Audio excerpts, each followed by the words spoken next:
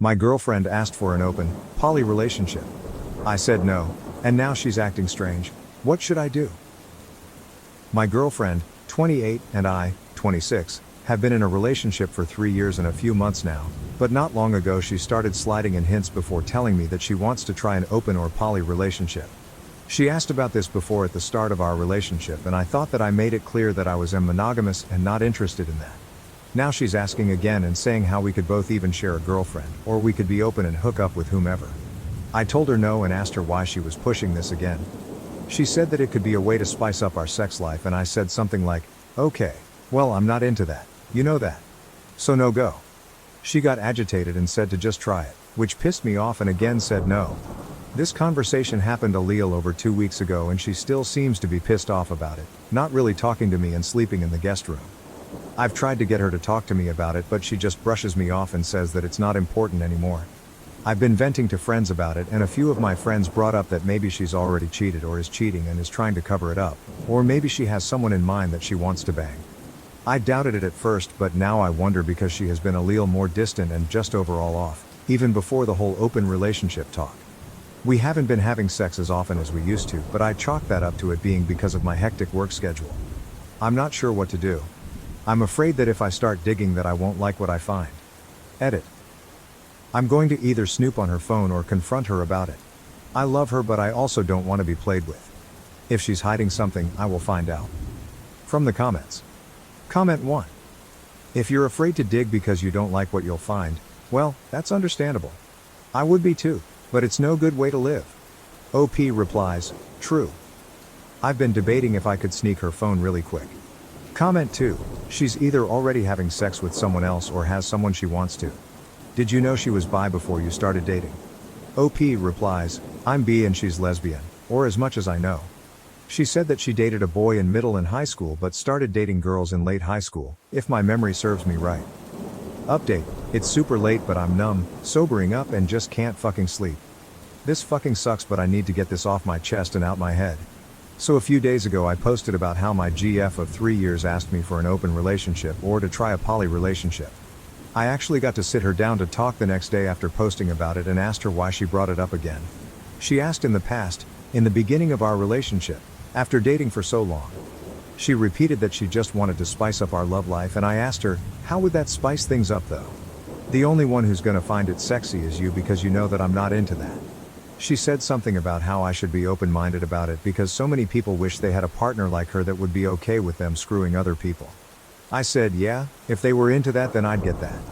After a little more back and forth and talking in circles, I just said, listen, if you want to screw someone else then just say that. However, we'll be over. I love you, but if you want this then you should go be with someone that would give you what you want, cause I can't. I thought that she'd be a little remorseful or apologize or anything but what she told me. I assume she thought that I just broke up with her because she just got pissed and screamed out, oh so we're over? Fine. I've been screwing her guy friend. Anyways, and I'm pregnant. Yeah, my lesbian GF is fucking pregnant by a fucking friend of ours. My hands are shaking just thinking about this again. I tried to hold it together but I just couldn't, and I tried to kick her out but she wouldn't leave, so I left for a friend's place and have been here over the weekend. My now ex kept calling me but I only answered and told her to get her shit together and move out and go live with the douchebag, who I deleted and blocked because I would lose my shit on him at that time, then turned off my phone. I turned my phone back on this morning and my ex left messages. I called her, to get closure if anything, and asked her how long. She said since December when I went out of town. I asked if they fucked in my bed and she said yes. I asked if this was the reason for the open relationship BS and she again said yes. Lastly, I asked if she was planning to keep the baby and still stay with me, and she said yes. I just hung up. I've deleted and blocked her on everything for now because I just need to distance myself right now. I'm gonna see if I can break my lease on the APT we shared, because now that I know that they've been fooling around in there, I don't want it anymore. For now though, I'm just chilling at my friend's and will probably be here until I can get out of my lease. I have no more tears left. I can't tell if I'm in shock or emotionally broken. I took some time off work, but I don't know how I'll ever get back to normal after this. Thanks for the advice from my previous post. I'ma try to get some sleep now. From the comments, OOP is advised to get tested and change her passwords, etc. In addition, the question of how the baby was supposed to fit into a lesbian relationship is brought up several times. Comment 1, geez. She's a terrible person and you did the right thing pushing the issue. And I'm amazed and shocked that she thought you were going to be okay raising someone's baby. I'm so sorry you're going through this. OOP replies. Thing is that I love kids and she knows that. If, and a huge if, this was an accidental pregnancy due to us being open, I probably would have stayed. It's definitely different in this case, obviously. I still can't get over how freaking ridiculous this is. I honestly wish it was a joke. Comment 2A. I mean, what was the plan here? Surprise, I'm pregnant. Like, how did she think she was going to explain that one without outing herself as a cheater? Comment 2B. I guess the plan was let's be poly. Whoops, got pregnant but you agreed to being poly so you cannot be mad at me. OOP replies, honestly that's the only thing that makes sense to me. It was a dumb idea but I guess it would have worked in her head. Comment 3. You might want to get a lawyer and research how child support works in your circumstance. The last thing you want to do is pay for this child. OOP replies, yeah, I'm safe unless I magically started making sperm and grew a member. This actually made me laugh a little because she kinda tried to make me a baby daddy. Laugh to keep from crying as they say. New update. OP updates on her profile the 16th of August 2022, 1 month later. So first things first, thank you all for your support and advice. I really appreciate it. The good news, that night I posted my last update, I definitely wasn't in a good headspace, but I allowed myself to grieve for a few days then got right to work. I went and got tested and I'm clean, no HIV or STDs, thank God. I went to my landlord and I told her the situation as well as had a formal letter typed up just in case. She's always been a nice lady and was kind enough to offer me a cheaper apartment that I could move into easily if I wanted to, but I decided to just move out of this complex. So I'll need to pay this month's rent, my ex won't pay her half, so then my part of the lease will be officially broken. I don't know, or care to know, if my ex will break or take over the lease, but that's on her. I've already got a place lined up and will be rooming with another close friend of mine. Bad news, it was about a day after I posted my last update that my ex just showed up to the friend's house that I was staying at. I don't know how she found out, but we do have a pocket full of friends so it's not that hard. I was under the influence and numb and didn't want to see her, but she kept pushing it and refused to leave. At first I came out and told her that we should talk outside, then I closed the door behind her. She still refused to leave, so I stepped outside to talk to her, or she talked and I just stared at her. She started with apologizing and trying to put the blame on me being busy all the time, which, yeah, I was working a lot, but every free time I had was spent with her. Then she said we weren't having enough sex, then saying that the sex meant nothing with the guy, and then somehow it took a turn to her saying that now we could start a family without a paid donor. I just remember going off on her and calling her out for screwing the guy repeatedly and then trying to cover it up with some bullshit. She started crying and yelling back, but I told her to just go back to a baby daddy and tried to go back inside, but she pulled on my shirt trying to stop me and I sorta pulled away hard to get away. About a day after that, my friend told me that she posted about how she left me for being abusive and that it drove her into the arms of the father of her baby, along with pics of them together apparently. The douchebag even tried to back her up on that bullshit, but almost every mutual friend of ours knew what really happened by then and they absolutely blasted her until she took the post down. Goodbye and good fucking riddance to both of them. I only feel bad that the baby will have such immature parents. Other than that, I'll probably take some time to get away after settling down in my new place. I'm not gonna hold on to that pain anymore. I did love her with all my heart and thought she was my forever, but she betrayed me in a way that I could never imagine. She knew about my past relationship and promised to never hurt me the way my ex did. I guess she didn't lie about that since that ex never cheated on me, lied and manipulated, sure. I'm taking a break from love right now. Maybe I'll get a pet to start my healing journey from here. I left because my husband almost killed our newborn son by not paying attention. My young daughter tried to save her brother and got hurt. I'm 25, and have been with my husband, 30, since 2018. We have a 3-year-old girl and a newborn boy. But tonight, things almost took a turn for the worse. My husband has always had trouble paying attention, but I never thought it would come to this. Our neighborhood is weirdly laid out, with cars zooming by at crazy speeds at all hours of the day. I was folding clothes when I heard our toddler screaming, "Dad, help!" That tone made me drop everything and sprint outside. What I saw made my blood run cold, our newborn in his stroller, careening towards the busy street. I screamed and ran to him, barely stopping the stroller in time. My baby girl's hands and knees were scratched up because she tripped trying to run after the stroller. I snatched up my baby, heart pounding, and scanned for my husband. He wasn't watching. He was chatting with neighbors, completely oblivious. The anger I felt was unlike anything I've ever experienced. I stormed up to him, shouting in disbelief. He looked shocked at first, then realized what almost happened. The apologies and tears came pouring out, but it was too late. I couldn't wrap my head around how he could be so careless, so blind to our toddler's screams and the stroller rolling away. I packed up the kids and left, staying with my parents. They're on my side, but my husband keeps texting, begging forgiveness, calling it an honest mistake. But I can't shake the terror of almost losing my baby because he couldn't focus for a single second. My baby girl got hurt in the process because he couldn't pay attention. I almost lost my son because he couldn't pay attention. I can't stop crying. I feel so guilty. I wish this all never happened. Sorry it's short. I just want to hold my babies, and I can't stop shaking every time I think about it. What if I was just 1 second late? Would I have been planning a funeral? And the reason I left the house instead of him was because I hate that house. I don't feel like it is safe for the kids with all the traffic, and I was right. It's my husband's workhouse. I can't be running either. I had a C-section less 6 weeks ago. A lot of people are saying, why wasn't I watching the kids? I was doing their laundry like a parent. Does he takes them for walks to have bonding time with them? He literally created this by himself. This has never happened before. How was I supposed to know? And people saying, why didn't I get him checked out? I'm not his mother. He is 30 years old. I'm sick of people acting like I have to parent my own husband while I literally have a newborn, a toddler, and I'm still healing from a C-section that I teared my stitches from when I ran to get my baby. I don't care if it was his ADHD. The court wouldn't care either. If he killed my child, he would have gone to prison. Either way. Relevant comments. Comment 1. Okay, he was 100% wrong and I'd be livid just like you. However, I'm a little confused about the situation. Like, why was your baby just in a stroller unattended? Why did the stroller randomly go into the road? Since it sounds like you were at home, is this maybe something y'all normally do just to have a place for a baby to sit out front of your house when your toddler is playing outside? And maybe it was a freak accident. I'm going to be honest, as a mom, most of us have stories of near-death experiences with our kids. We can be naive and stupid and expect a little child to have more awareness, survival skills than they do. When my son was 2, we had a horrible experience with an escalator, and I still have times where I can't sleep because of it. We are all idiots when it comes to parenting, because how can you know until you live it? And seriously, like, every parent has one of these moments, unless you're one of those insanely lucky ones.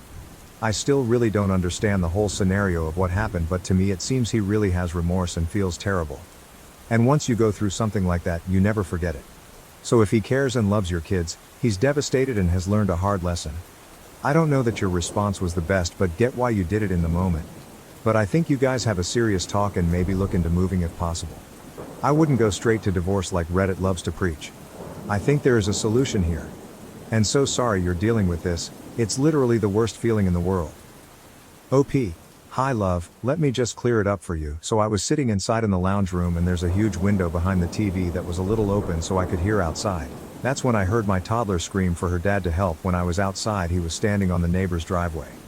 I assume that he must have had left the baby literally on the road because there was no possible way that it would have rolled off like that, and my toddler was playing with the neighbor's cat before she noticed her brother was rolling away when I confronted him about it.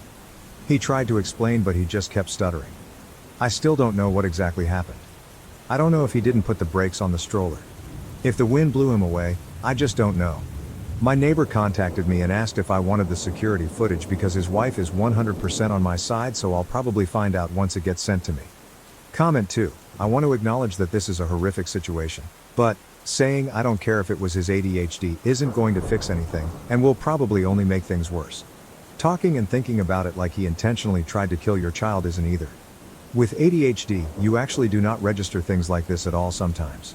Life expectancy for those of us with ADHD is actually significantly lower because many of us end up, often accidentally, killing ourselves. It is not the same thing as carelessness, but learning about ADHD a little deeper can help you guys be safer. Understanding how my ADHD works and using different than standard precautions, like my brain needs, has actually most likely saved my life. Lie out what you want from him. That's probably because he gets his ADHD better under control, whether that be through prescription medication or more homeopathic method, that you get a different place if possible, that he does not take your kids out in your front yard without you, etc. Also, neither he or the neighbor noticed, but you heard your kid from inside? Something seems off here. Were your neighbors just watching the stroller roll towards the street? Was your husband on the other side of your house where he couldn't see the stroller? Were you already walking outside as this unfolded? I'm trying to understand better what was going on here and why your husband or the neighbor did not notice, but you did from inside. People with ADHD tend to be incredibly good and quick to act in emergency situations, so this is especially weird. I'm absolutely not accusing you of leaving anything out or anything, but asking you to think about what your husband and the neighbor were doing that neither noticed. That smells fishy. This is a horrible situation. I lost a pet due to the inattentiveness of ADHD, but I can't imagine losing or even nearly losing a child. OP, that's why I'm waiting for the footage. It doesn't make sense how this all happened. I don't know how to explain my house. There's a huge window in the lounge room, it was open a little too, I can listen out, the neighbor's house is 2 houses away. We are at the end of the street near the main road, that when you first walk into my house on your left there is the lounge on the right. The kitchen, when I got up I couldn't run that fast because I'm still healing. Sorry if this doesn't make sense. When I ran outside the neighbor's wife was running for the stroller but was still far away, and the neighbor was helping my little girl off the road. That's all I seen. I'm just waiting for a response from them. My husband was just standing there, hands on his head, doing nothing. Comment 3, I fucking screamed when I read what happened. Are you okay? Like, did you get any more damage to yourself? You literally just had a baby. What the fuck was your husband doing? Like, being outside with small children, especially on a busy street, should be treated like watching babies swim, because anything can happen in an instant. I hope you're okay. And also, DDK, but do you all have cameras in your house? I wonder how long your husband was talking to the neighbor. OP, I tore my stitches from the C-section and had to go to the ER while I was there. I made sure my baby girl got her knees and hands bandaged up. The crazy thing is, I didn't even realize I was bleeding until I was in my parents' car. My mom pointed it out. She panicked and took the baby boy back to their house, and my dad took me and my daughter to the hospital. Update 1. The neighbor's wife sent me the footage, and I really can't just wrap my head around it. So my husband was walking with the stroller and my toddler was in front of them when they passed the neighbor's house. My neighbor was outside, washing his car, and my toddler saw his pet cat and stopped to pet it. So my husband stopped, left my baby on the road. He didn't even bother locking the wheels and walked all the way up the driveway, not even bothering looking back at the baby. He had his back faced to him for about 5 minutes before the stroller just suddenly started moving. I think it's because the road is on a hill kinda, or it could have been the wind. My toddler never went near the stroller. It couldn't be her. The stroller went down the road and my toddler. That's when she started screaming and running for it when she saw it. The neighbor started running after my daughter when she tripped. He tried to pick her up. That's when the neighbor's wife's car comes into frame and she stops and starts running back to the way the stroller is coming after that. You can't really see anything because it's all out of frame, but you can hear all the commotion. My husband just stood there the whole time, hand on his head with a blank stare on his face. He didn't even do anything when our toddler was crying from hurting herself. He only started crying when I confronted him. What should I do? I genuinely do not know what to do. I'm panicking. This was never the life I wanted for my kids. I don't understand why he was standing there. I have not even gotten a text or a call from him since I got sent the video. It's just been silent. I just can't get the sound of my daughter's screams. That's the sound that no mother wants to hear. I can't explain at the moment, but it felt like my blood went cold. And I just felt pure fear. I never want to watch the footage again. Update 2. Hey everyone, I posted here a while back about my husband nearly killing our newborn son. I wanted to give a quick update on the situation. After reading through the comments, I decided to go back to my husband. Many of you pointed out that if I left him, we'd end up with 50-50 custody of our kids, which I couldn't bear. So I made the difficult choice to stay, even though my love for him has faded. My plan now is to tough it out until our kids turn 18, and then leave. I'm terrified of getting pregnant again, especially since I'm not allowed to use birth control or get my tubes tied. My parents, who could offer support, are moving away, leaving me feeling trapped. Despite everything, my husband tries hard to make things right. He still treats me with affection and goes out of his way to create special moments for our family. Seeing him bond with our newborn and our daughter fills me with conflicting emotions. I know I can't stand being with him, but I can't bear to separate him from our kids either. He was so happy when we came back home, but I can't stand even looking at him. I feel some guilt because he still calls me by my nickname, looks at me like I'm the only girl in the world, besides our daughter. And he still continues our traditions, like when the kids are sleeping he will go get ice cream and our favorite snacks and sets up a fort on our bed to watch movies on our laptop. Even though I'm sacrificing my happiness, my priority is ensuring my children's safety and well-being. It's a tough situation, but I'm doing my best to navigate it for the sake of my family. This is a throwaway, so I'm gonna log out by update 3. As you can see from my previous post, I did go back to him and it was quite literally the biggest mistake I've ever made, but I felt like I really had no choice. No money, family moved out of state, a lot has happened the past couple of months, so it turns out my husband started taking meds for his ADHD a couple of weeks before I was due to give birth to our son. He took my kids on a walk to cover up the fact that he was also on meth. He took my kids to meet his dealer apparently every time they went for a walk. Looking back at the footage now, it makes so much sense because of the way he was talking to the neighbor before everything happened. He was kind of leaning to the side. I talked to my neighbor, and I asked him if he knew that my husband was on drugs. He said he didn't, but he noticed that my husband looked a bit off recently. His wife works at a rehab clinic after a fight where I had to flee with the kids to the neighbor's house. She pointed out that the way he was acting was the way that people acted with drug withdrawal. My neighbor and his wife ended up helping me book a flight to my parents. I'm currently with them right now, and I have spoken to a lawyer that my parents are going to help me pay for. I think all the people from my original post that told me to keep the footage because it is going to come in handy. My husband keeps sending me videos of him shooting up and doing other substances. He keeps saying that they are going to fix him. He sent me a video of him standing in our kids' room. And he was just screaming at me, saying that it helped him cope with his addiction. He took a knife and stabbed both of our kids' mattresses. I am not going back. He even cut up the side of my bed. There's a comment from my previous post that has been sitting in the back of my mind and has been bugging me. I think you know which one it was. It was by Relevant Comment, saying I don't care if it was his ADHD isn't going to fix anything, and will probably only make things worse. Talking and thinking about it like he intentionally tried to kill your child isn't either. With ADHD you actually do not register things like this at all sometimes. Life expectancy for those of us with ADHD is actually significantly lower because many of us end up, often accidentally, killing ourselves.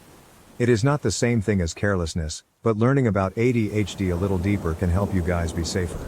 Understanding how my ADHD works and using different than standard precautions, like my brain needs, has actually most likely saved my life. Lie out what you want from him?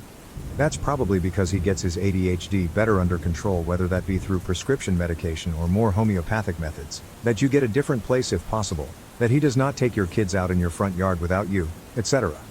Also, neither he or the neighbor noticed, but you heard your kid from inside.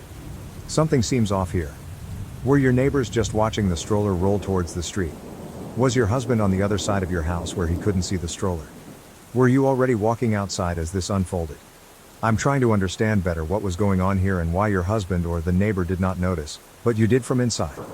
People with ADHD tend to be incredibly good and quick to act in emergency situations, so this is especially weird. I'm absolutely not accusing you of leaving anything out or anything, but asking you to think about what your husband and the neighbor were doing that neither noticed. That smells fishy. This is a horrible situation. I lost a pet due to the inattentiveness of ADHD, but I can't imagine even nearly losing a child. WTF, it baffles me that you can even compare losing an animal to losing a child. You made people with ADHD sound completely unreliable for themselves and that they can't do anything. You made them sound very helpless, and saying that the life expectancy thing was completely uncalled for as well. I bet many people with ADHD reading that completely disagreed with you, judging from all the comments and YouTube videos I've seen on my post. I don't know if you're projecting that you lost a pet from your inattentiveness of ADHD. If you were letting things die in your care, you need to get stronger help. And no, I was not going to lay out what I want from him. He's the one that started mixing his meds and was high off his mind every time they went out for a walk. And no, I'm not ableist. I was in a very vulnerable state.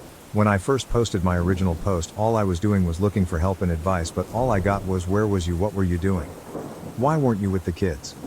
Why didn't you get your husband checked out? I was healing from a fucking C-section. Get that through your heads. I genuinely hope that everybody that said something horrible about me in my original post has to get cut open and then 4 days later is forced to run down the street. I gave him another chance like you all said in my original post. You saw what happened. Stop using ADHD as an excuse. I genuinely believe that if he had killed my child, you would have defended him. And no, I did not know he was on drugs. And all the people that reached out to me, I'm going to be forever grateful for. All of the parents with ADHD that didn't make me feel like it was all my fault, and all the stories that you guys have shared with me made me feel so seen, because I know exactly how it feels. I hope everybody is doing well. Everybody that was defending me. I wish I could give you a big hug. I genuinely wish I could send gift baskets. I would thank you all from the bottom of my heart, and I am so sorry about that comment that person made. I know you guys are all not like that. You guys are genuinely intelligent. From all the comments that I've read, I could not thank you guys enough. And one person that sent me that horrible message, I genuinely hope I run into you one day so I can beat your ass until you see stars and say anything about my daughter or my son one more time, and I will literally track you down. I fell in love with a married man while engaged to my fiancé of 6 years. Now I regret it and am trying to reconnect with my fiancé.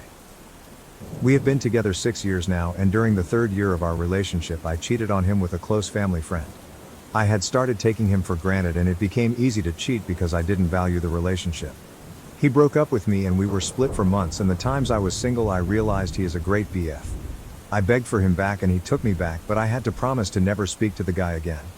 I'm happy to say I never cheated since then and haven't been tempted at all. I understand how great of a partner I have.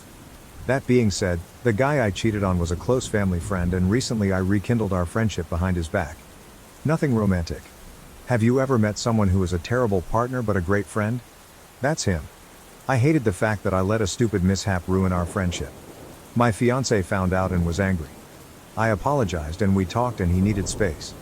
He sent me a text of his demands to continue the relationship and I copied and pasted it. His text. After doing some thinking, I can't trust you. Whether it was platonic or not, this is the 2nd time that I know of where I have violated my trust.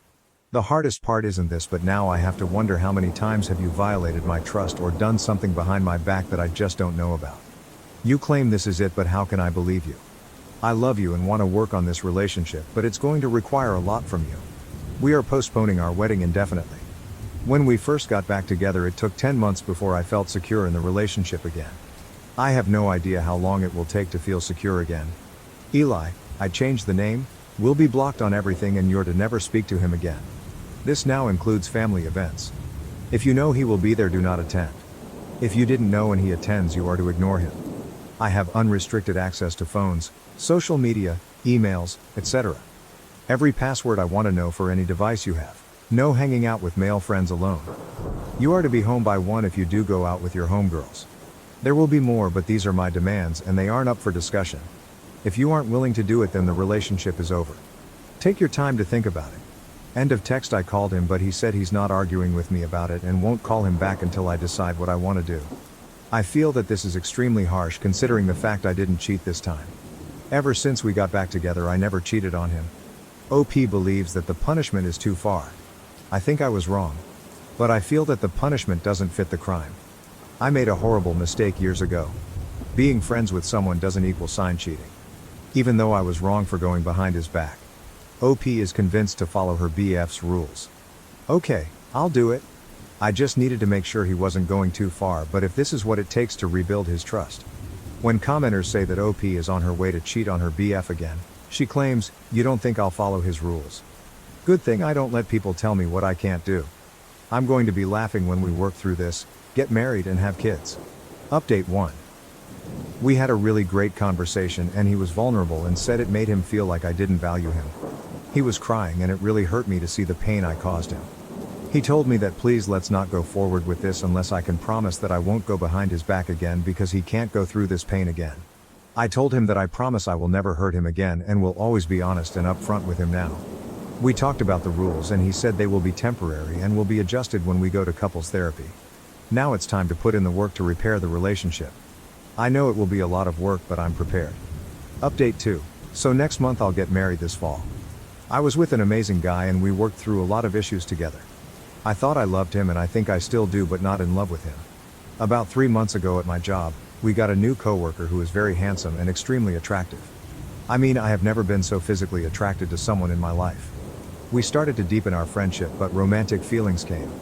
I repressed mine, but to my surprise he confessed his feelings to me as well. I told him we gotta think about our spouses, but our feelings continue to grow. He told me he stopped being affectionate with his wife because he feels like he is cheating on me when he does that. He only wants to be affectionate with me. I've started doing the same thing and haven't been intimate with my partner. The big thing is a lot of people will be hurt when this comes out. He can't divorce his wife right away because of finances, but he will as soon as possible. I have to call off the wedding, but I really don't want to hurt my current fiancé. When asked about her previous infidelity, OP says, "I have cheated before and I'm starting to realize it's because I didn't understand being in love. With the guy I'm seeing, we both aren't romantic with our current partners. I don't want to be with anyone but him. Also, he's going to divorce his wife. We have a plan for when his finances get straight. How is she justifying this affair? This is completely different. The first time I cheated was because I was selfish. This time it was because I fell in love with someone else. I didn't choose this. No one picks who they love. This whole experience has taught me how complex love is and that I've never been in love before. This is so hard on OP. That's not fair. I didn't want any of this to happen. It breaks my heart that I'm going to have to call off the wedding, but he's a great guy and I'm certain he will find someone else. I wish I loved him or didn't fall in love with someone else. Because life is more complicated than that. I don't want to hurt him and have been thinking, oh, the best way to tell him. You guys act like this doesn't hurt for me too. You guys are not being understanding or empathetic. When commenters tell OP she's gullible about the married guy, she keeps emphasizing, I'm going to tell my fiancé. But we can't tell the other guy's wife yet. He's trying to get his finances in order first. Update 3, I took everyone's advice and decided to end things with my fiancé. This was the hardest thing I had to do in my life. I know you guys think I'm a terrible person, but this is an unimaginable situation to find yourself in. I want everyone to know how much this hurts. I really wish I didn't fall in love with someone else. I wish I could make myself fall in love with my fiancé, but I can't.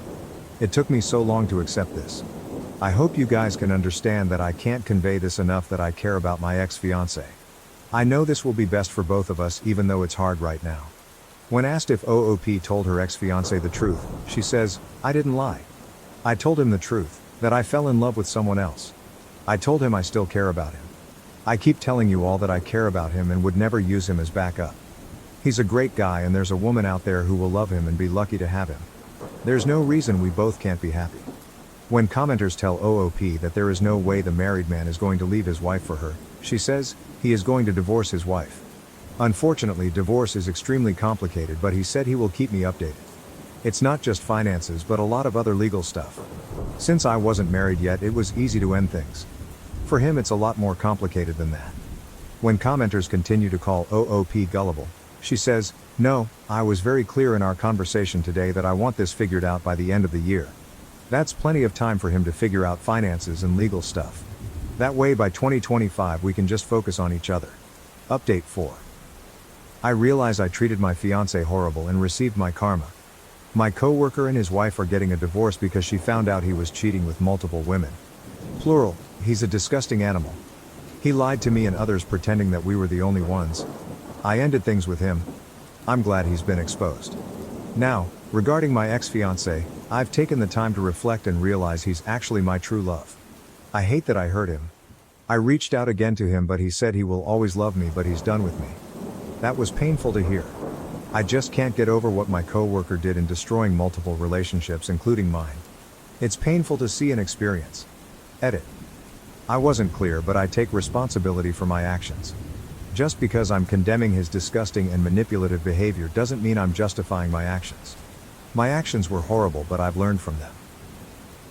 My wife's gym addiction is ruining our marriage. She's having an affair with a gym friend, leaving me with our unborn child. OP's wife, 30F, has always been fit but has been increasingly passionate about working out over the last 1.5 years, returning to a gym she had previously left due to her busy schedule. The gym slowly started taking over her schedule, both weekend days, and every weekday pre- and post-work. Going to the gym becomes the solution for any stress, fights, crisis. Everything is gym, to the point where if the wife misses a session, it affects her mood negatively, as OP says, like a junkie not getting her fix. As wife is now 4 months pregnant, OP expresses concern over the intensity of her workouts and also that he simply misses her, given all her time is now taken up by gym. They can't work out together, because gym is her time.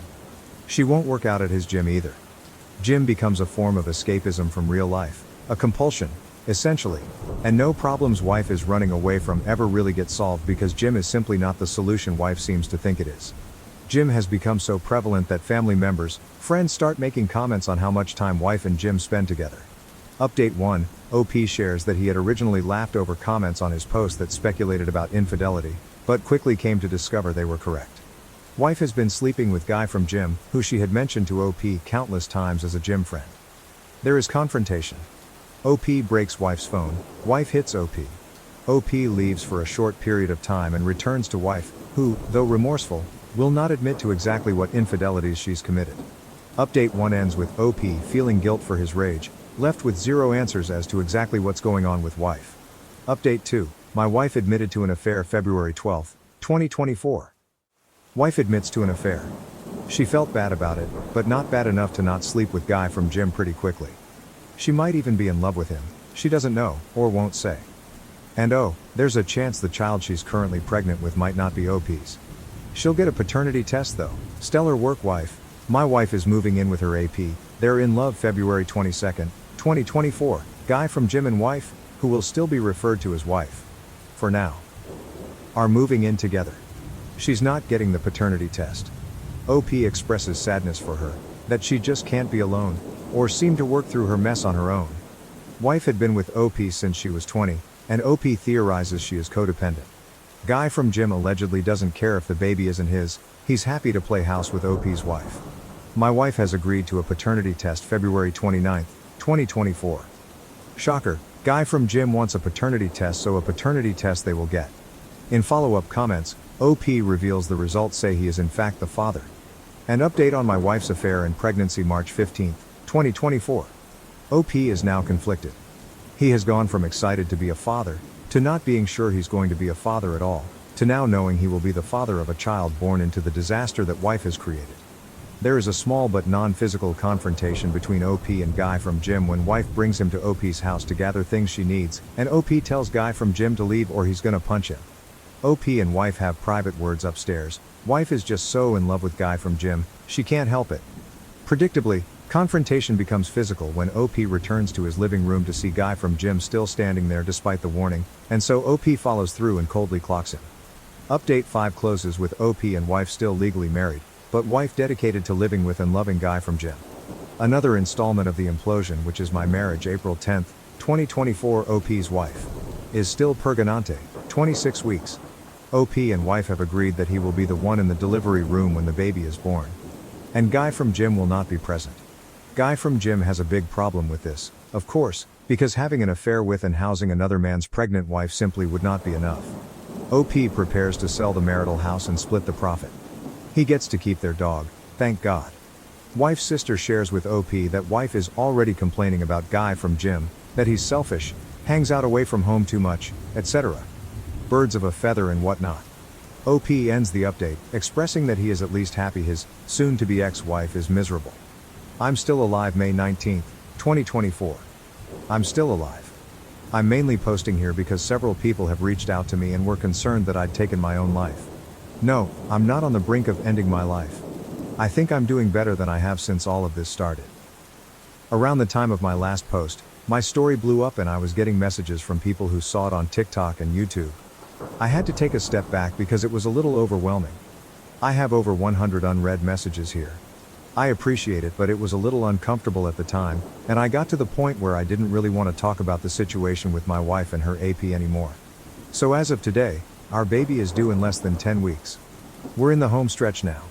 I don't feel prepared at all. All of this other stuff has just been so distracting. I started working in a nursery. It's not done yet, but I have the floor finished and the walls painted. My ex-wife was impressed with the color scheme and furniture I chose. She's not legally my ex-wife yet, but I've started calling her that. It sort of makes it easier. I also packed up a bunch of her stuff. Originally I refused to spend my time packing up her things, but eventually just said screw it and started packing it. I'm at the point where it'll just be easier to not see all of her stuff around here. Why did I leave it for so long? She came over to get some of the boxes I packed up. She came alone. Things were fine between us. I loaded the stuff into her car. We didn't argue. At one point she started to tear up and said she fucked up. I said yeah she did, but there's no point talking about it now. She shit all over our marriage. She has her muscle-bound asshole to go home to now anyway, so who cares? She said I know, but it's not the same. I told her nothing has been the same since she decided to fuck him the first time. Supposedly he's going to let me be in the delivery room when my baby is born. I didn't even argue it when she said it like that, but inside I was boiling at the idea of him letting me be there for the birth of my child. She says she talked to him and he agreed it wouldn't really be right to not allow me to be there. I'm going to take what I can get if it means being there for the birth of my child. I'm going to try to just ignore him for the time being. She was acting all sweet and laying on all of the I really want you there, I really need you there stuff, and I know mentally I'm not in a place to be that cold to her when she starts acting that way. I'm trying to be indifferent more than anything else, but it's so hard when she's actually around and starts looking at me a certain way and making me feel bad.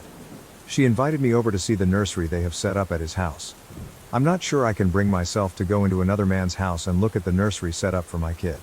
I did ask her if she was truly safe there though. I don't know why, it's just been bothering me. As pissed as I still am, I don't want to find out he's mistreating her, and I definitely don't want my kid to be going into an unsafe household. I haven't told her about anything her sister has told me. They probably won't last, but as of right now there's a very good chance my newborn baby will be going home to his house. It kills me to think about. It's almost soul-destroying to think about if I dwell on it too long. She says she's fine. He genuinely loves her. He's great with kids. He accepts that she's having a baby and that this is part of the package. She insists it's not weird because she wasn't pregnant when anything started between them. I asked her why she did it. Why did she ever let anything start between them in the first place? She said, I don't know. Then went into I don't want to talk about this mode and left pretty soon after. Typical behavior from her. Just run away. Overall, I'm doing okay. I'm not sitting here depressed and drinking a bottle of scotch every night anymore. I mean on occasion, but for the most part no. I feel more used to my new normal now, and that'll all change yet again pretty soon. Additional info: there's a draft of a custody plan now, but the court won't approve anything until after the baby is born. Right now she's in agreement, but there's plenty of time for her to change her mind, or for him to convince her to change her mind. She plans to breastfeed, but with agreement that she'll pump and the baby can drink from a bottle when not with mom. Everything I've read says a baby ideally needs to spend time with each parent frequently, without gaps that are too long in between, and it's best if each parent is feeding, changing, bathing, etc., during their time. At this time she's in agreement with all of this. I can say that she's not said or done anything to indicate she wants to restrict my time with the baby, other than the whole delivery room thing. She seems to want me to be involved in that respect. I hope she sticks to her word. If not, I will be fighting it through legal means. I'm a dad. July 2nd, 2024. I have a baby. A little girl. I'm a dad. She was born yesterday at 11:57 p.m., 2 weeks early. As he's done before, she was having some pains off and on and he left for work yesterday morning. She works from home on Mondays. She told me around 8:30 a.m. she was having contractions 17 minutes apart. The same thing happened not long ago, but then by evening all the pain stopped. I was at work, so I told her to keep me posted. A little later she said they were 15 minutes apart and she had some other signs it might be actual labor starting. I asked her if she needed somebody there with her. She said wanted me to come be with her. I didn't even mean to volunteer myself. She was scared. I didn't even ask why she didn't call him. I left work and went over to his house. Uncomfortable doesn't begin to describe it, but there were obviously more important things going on. He wasn't there. She didn't even contact him. She said she just wanted it to be me and her there. In her words, he hadn't seen her pee or shit herself yet, but I've witnessed all of that stuff already, so she was more comfortable with me there. I really tried to be as nice and supportive as possible. Set the whole thing about her affair, our marriage, everything to the side for a brief time. I don't really know what my purpose was being there, but I think she just needed somebody there so she didn't feel alone. She spent most of the time stretching and doing some sort of yoga labor routine and bouncing on this huge exercise ball. I twiddled my thumbs for the most part and looked through a bunch of his belongings.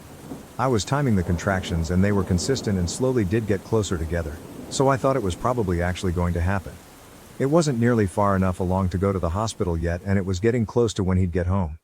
I was planning how I'd handle that when she called me into the bathroom to ask her if I thought her water broke. It wasn't like in the movies with this huge gush of water.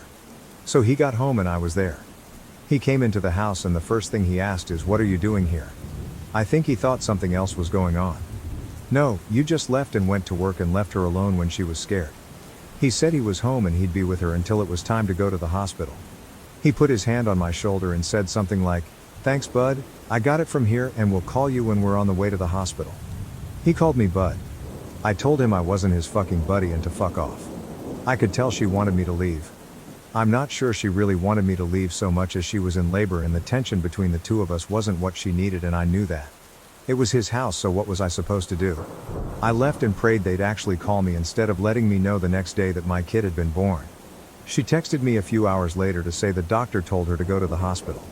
At that point I still didn't know if I was going to be waiting outside or what he'd decide was best for his apparent wife and child. I was allowed to be in the room. I didn't force my way in there. She said she wanted me to be there. He was there too. By far the single most awkward experience of my life, and the only reason I was able to excuse it was because she told me she wanted me there and I didn't want to miss the chance to be there when my kid was born and to hold my kid before he did. I can't imagine what the doctors and nurses were thinking. Fucking humiliating. Then the guy tried to police what I could see. I put the baby in there. He's fucking watching and it's like this is still my wife and that's my baby. I chose to stay dignified and I ignored him the entire time. I was there to do whatever she told me to do and my focus wasn't on him, but in any other setting I don't think I would have been able to hold back. The baby came flying out. I mean, as far as labor goes. These are the nurses' words and I trust labor and delivery nurses to know what they're talking about. She tore very bad because the baby came out so fast. The baby is so tiny, barely 6 pounds and only 18 inches, but perfectly healthy. I went home for a short rest, although I really couldn't rest at all. I went back today and of course he was there. Surprisingly, he said he was going to give us some time alone with the baby. Not sure if she had previously asked him to do that when I showed up or not, didn't ask. He even brought us all food back when he returned a few hours later. I wondered if mine might be poisoned, but I tried to be nice. He's still not gone, so I'm wondering how long he'll be around. I just can't let myself do anything that will make her try to keep me away from my daughter now. I don't want them making it difficult for me. I'd prefer not to share her name publicly, but I can confirm it's the name we chose for a daughter years ago. He had no say and he hasn't said anything about the name at all. It kills me to see him holding her though. I eventually left because it was just too much sitting there pretending to be like some bizarre company. I'll know I will get my time with her when he's not around. He's already posting them on his social media. I don't know how I'm going to do this, but I'm going to figure it out. I just have to find a way to be the bigger person because I won't let him or their relationship discourage me from being my daughter's dad. I totally get doing anything for your kids now, and if it means having to pretend to get along with him, I will. Additional comments from OOP. It's not about picking me. I just have a hard time not caring about her anymore. The fact that she was carrying my child made it a lot more difficult. Otherwise, I could have and would have cut all ties with her. I don't know, I still feel the need to protect her or help her. Hopefully it'll get easier now that she and the baby are two separate people. Honestly, I'm considering doing something pretty stupid. She's getting discharged from the hospital early tomorrow morning. I don't want them to go home with him, so I'm thinking about asking her to come home to our house instead. It's ridiculous and sets us up for disaster. It wouldn't be to be with her. I don't want my newborn baby going home to another man's house. I don't think it's for the baby's sake that I want to stop it. It's for my sake. But it's not like we'd be divorced and living together forever. So we'd live together for some period of time, but eventually we'd go our separate ways, date other people and so on. I can't trust her again. That would probably be worse for our kid in the long run. At least by being in two separate homes in the first place, this will just be the norm for her and she won't have to go through that heartache of being one family splitting into two. I just don't know how I'm going to be able to handle seeing my child going home from the hospital to his house. I'm honestly scared to be present when they're discharged because I'm not sure I can control myself. I caved and I asked her to come home with me when they was discharged from the hospital. I framed it more like, if you don't want to go home with him, you don't have to. I let her know she could come home to our house if she wanted to. She said she can. Why? Because he's done so much for her. He moved her into his house. They have a whole nursery set up. He loves her. I don't love her anymore after what she did, her words. But he loves her and accepts her even with the baby. She thinks she'll never find anyone who will love her and love our baby too, so she can't risk losing him. I tried to tell her she doesn't owe him anything.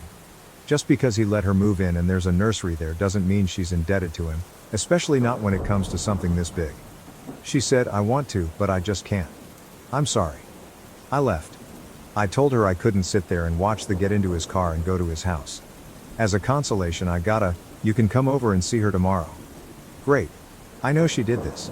This is all her doing. But why am I the one feeling like I failed? This wouldn't have happened if I hadn't immediately shut her out. I basically just pushed her to him. OOP on the AP posting pictures of the baby online. Today I told him he can't post pictures of her online. He said he was just posting a few pictures to say how proud and happy he was of my wife. It wasn't weird. I said he can post her all he wants, but he can't post the baby. He didn't seem to be taking it seriously. So I told him I know he wishes he'd won this one, but he didn't. She's my kid, not his. If he's genuine about being all buddy-buddy and respecting me as the actual father, he'll respect my request. He said okay, he understood. We'll see. New updates. Life update July 24th, 2024. Many people have asked for an update on my situation, but I've been pretty busy. There's the baby, plus a week of completely unrelated but never-ending annoying problems. Remember that book Alexander and the Terrible, Horrible, No Good, Very Bad Day? That's the week I've been having, but I'm not even going to get into it beyond saying I can't even stay at my own house right now due to a giant hole in the wall. I've been dealing with insurance and contractors all day, and they hit a water pipe. I'm still on paternity leave and continue to regularly spend time with my daughter. We have a set schedule for when my daughter comes to stay with me, so I've been spending less time over at his house. Sometimes my wife needs help during the day though, or just to be able to take a shower or a nap, so I will stop over to help her. Really, I just want to take advantage of any opportunity I can to spend time with her and bond with her. Plus, breastfeeding isn't working out very well. She's still not producing enough milk and I know she's upset about it, but it sort of makes things easier for me. At least she has help when the baby is with her, supposedly he helps, gets up at night, etc. I'm on my own, and I won't lie and say it's a walk in the park, but I think I'm getting the hang of it. The other day she called me and asked me to come over. She said she was on the verge of a mental breakdown. I've heard that line from her many times, when she cheated on me without my knowledge, and it was usually mostly related to her job. I got over there and she was saying she can't handle being a mom, she can't handle life, she can't function. She was crying. This time she couldn't run off the gym. She would if she could, but she's not really allowed to exercise yet. She won't talk to anyone, won't seek professional help. Some days she seems much better than others. She's just an easily overwhelmed person. Everything overwhelms her. Sometimes we have, dare I say, a good time together. The most she can really go as far as physical activity right now is walk. We took the baby in her longest walk yet and walked from his house to my house. Everything was fine in the walk. She was in a good mood. We were joking around. Then she turned really sad after being at my house, our former shared house, after a little while. She finally admitted that this isn't how it's supposed to be, raising our daughter between two homes. She said my home is our daughter's real home and she's only supposed to have one home. Then she started sobbing about not having a home anymore. My house isn't her home and her boyfriend Gumbura's house isn't her home and she's essentially homeless and doesn't belong anywhere. She admitted she fucked up really badly and she doesn't want to share custody or to only see her daughter half the time. She just wants to come home. But she loves him and she thinks he loves her and our daughter and she doesn't want to hurt him after he's done all this for her. I said, so what? What she wants for her kid should be more important than his feelings. If he can't get over the fact that the married, pregnant woman who he was sleeping with wants her kid to grow up in a single home with her actual father, he can fuck off. He can fuck off anyway. If she can't tell him and wants me to tell him, I will. She doesn't think she can tell him. I told her this is her biggest issue. Communication and honesty. Just tell people the truth and stop being a pussy about ever telling anyone the truth about how you really feel. Thing is, I've been tolerating him lately. Don't like him, but tolerate him. I'm not hanging out with him. Ever. I know it sounds crazy coming from me, but I think he's genuinely in this. Still shouldn't have been fucking my wife. Doesn't absolve him of any of his involvement. He's back to being cloying nice to me. Suggesting we hang out, try to be friends. He's so fucking happy all the time. It's a little unsettling, but I think he's just one of those people and maybe that's what she likes about him. I'm not one of those people, never will be. So anyway, she and I sort of got into an argument, started as a discussion, turned into an argument, then morphed back to a discussion, all about everything we don't like about each other in our relationship. In the end, we were both able to say what we need from the other person. She's just too overwhelmed right now and can't make any changes. She can't handle trying to change right now. It gives her too much anxiety. So I don't know, we're sort of at an impasse right now. Then this stuff with the house, I've just been extra stressed and not really all that pleasant to deal with. My wife has moved home, for now July 28, 2024. This month continues to be the strangest I've ever experienced. The repairs to my house were made and I'm back home thankfully. I can only take a few nights under my parents' roof. I slept with somebody else. We went out on a date. I think we both just wanted to have sex to say we'd finally gotten over our former spouses. She's the ex-wife of a friend of mine. She and I are actually closer/better friends now than her ex-husband and I. Several people have suggested that we start dating each other. We get along great and we are on the surface a really good match, but it was too fucking weird for both of us. She's very attractive, very social and fun to be around, and has been incredibly kind to me during this whole ordeal, but I can't see her as more than a friend. I had been intentionally avoiding sleeping with anyone else. I hadn't been with anyone since the last time I slept with my wife. That feels like an eternity ago. For the longest time I wasn't interested in being with other women. Then it sort of morphed into my way of feeling morally superior to her. I was going to hold out and not pursue anything until after we were divorced. It's pretty pointless and childish.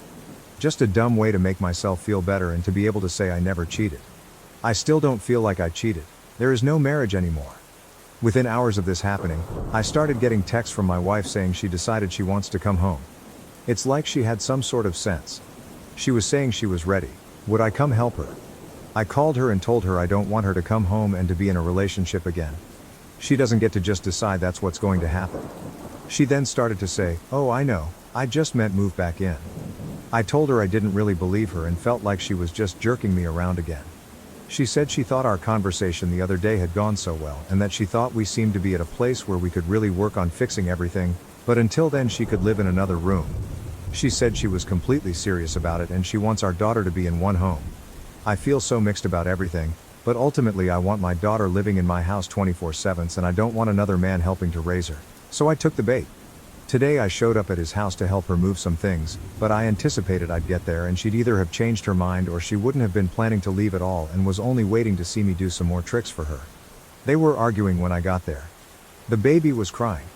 She was crying and running around packing things in bags, and he was following behind her begging her to stay, offering to do anything to make her stay. He accused me of this being my idea. Maybe it was, IDK. I don't really care what he thinks. It was obvious she had just sprung this news on him shortly before I got there. She was telling her over and over that she just wants her child raised in one home and that his home wasn't really their home and she was sorry she was doing this to him after everything he'd done, but she just has to give our daughter one home with her real father. We got back over to my house and she's obviously an emotional mess. I have no room prepared for her. Not 15 minutes later he shows up at the front door. She didn't want to talk to him. He wouldn't give up and eventually he was there on the front porch loudly saying things like, "That's not what you were saying when you were blowing me last night." So at that point, after I'm sure our neighbors had been enjoying this embarrassing scene long enough, I told him if he didn't leave I'd call the cops. I went out there and tried to calm him down. I had to sympathize with him. She runs away, that's what she does. I may have said a few other things in my own favor and to make him realize he doesn't want to be involved in this mess that is my wife. I don't think he'll give up so easily. It sounds terrible, but once she was at my house I sort of found myself wishing she'd leave with him. I know I'd wanted her to come home, and I tell myself it was mostly due to the baby, but now I'm wondering what the hell I've gotten myself into. She said, "I didn't really blow him last night. I haven't done anything with him since she was born. I've only been thinking about you." I told her, "Yeah, right, you expect me to believe it? Even if it's true, what on earth makes you think I'd ever believe anything that you say?" Then out of spite I told her I slept with somebody else. I know I only told her to hurt her, and I feel bad about it now. She immediately demanded to know who. I told her it wasn't her business. She claims it is her business because we're still married. Nope, I'm not sharing. So, now we're awkwardly existing. I don't have much faith that she's going to stay here. I think she'll be back at his place within the week. I've told her that he's not allowed over here. He has no business being here. And if we're raising our daughter in the same house, together, then she can't just run off to his house to be with him whenever she feels like it. It won't work that way. She says she knows, and she wants me to want to be with her again and she'll prove to me she can be a good partner. She tried to kiss me and I rejected her. She's upset. She's taking a nap now. I feel like I've dug myself into a very deep hole now. Relevant comments. Smoke thin mints. Brother, you better get her out of that house and fast, Omelu. I was really doing a good job of tolerating the guy since they came home from the hospital. I don't like him and never will like him, but I don't believe he had any nefarious intentions with my daughter. However, my heart broke every time I had to leave my little girl over there at another man's house. Or when I'd go over there to pick her up and he would greet me at the door holding my baby, talking to her like he was her dad. No, that's one of the lowest feelings in the world. So for these reasons I'm happy to have them here. I just don't know how this can or will work with her mother living here. DC Photo 78, is this really the environment you want your child to grow up in? OOP, no, not at all. But I also don't want her growing up in another man's home. What I'm worried about is my wife dragging her back and forth. I've told her she can't do that, it's not fair to me or our child. Purple_Bishop 2, if you really don't want your daughter being raised half-time by AP, your only real option is to truly attempt to reconcile, but it's pretty clear neither of you really want to reconcile with each other. It's just that neither of you want to be apart from your daughter. If she is going to live with you for even a couple of days, you need to have some tenderness in your heart for her and be willing to lovingly interact with her and your daughter. Your WW is postpartum and an emotional wreck, so if you gray rock or get angry, shit will go south fast in a way that won't be good for your daughter. All other paths lead to 50-50 its custody and acceptance of AP having a role in your daughter's life. Be civil, not friendly, civil, to AP as you say your WW loves him and will likely go back to him soon. If you and AP are at war, it will be terrible for your daughter. OP, I'm going to be nice. We sat on the porch while it was storming outside tonight and she was talking to the baby and said, "This is how it should be. Daughter's name, Mommy and Daddy." Several rude comments immediately popped into my brain, but I kept them to myself. I figure I might as well enjoy it while I can. Well, enjoy having my daughter here and maybe pretending we're a normal family for an hour. I'm not actually enjoying having my wife here right now. It's not making me feel good. I didn't mind when she was here the other day when we took a walk and came over here, but today I'm really not enjoying her being here. I'm going to keep that to myself. Wife accused me of cheating whenever I talked to a woman. We tried therapy, but it didn't work. Then she slept with a guy to make me understand. Wife accused me of cheating every time I talked to a woman, so we tried therapy, but it didn't help. Then she slept with a guy to let me know how it feels. My name is John, and I am 30 years old. I met my wife Claudia, who is 28 years old, when I was in college. At that time, I was majoring in business economics, while Claudia was studying English. We first crossed paths at the house of a mutual friend.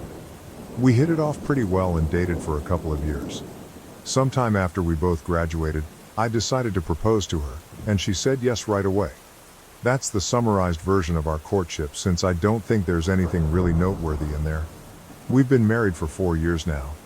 I think I started to notice some changes in my wife. By the way, let me just say that her name is Claudia as a pseudonym.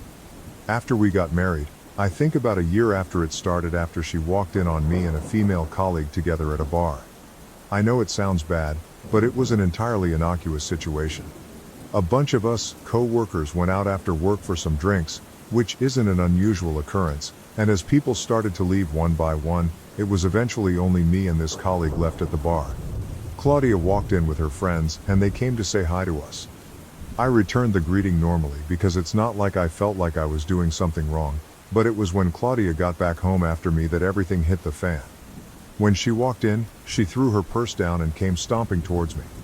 She pointed a finger in my face and started screaming about how she caught me in the ACT cheating on her.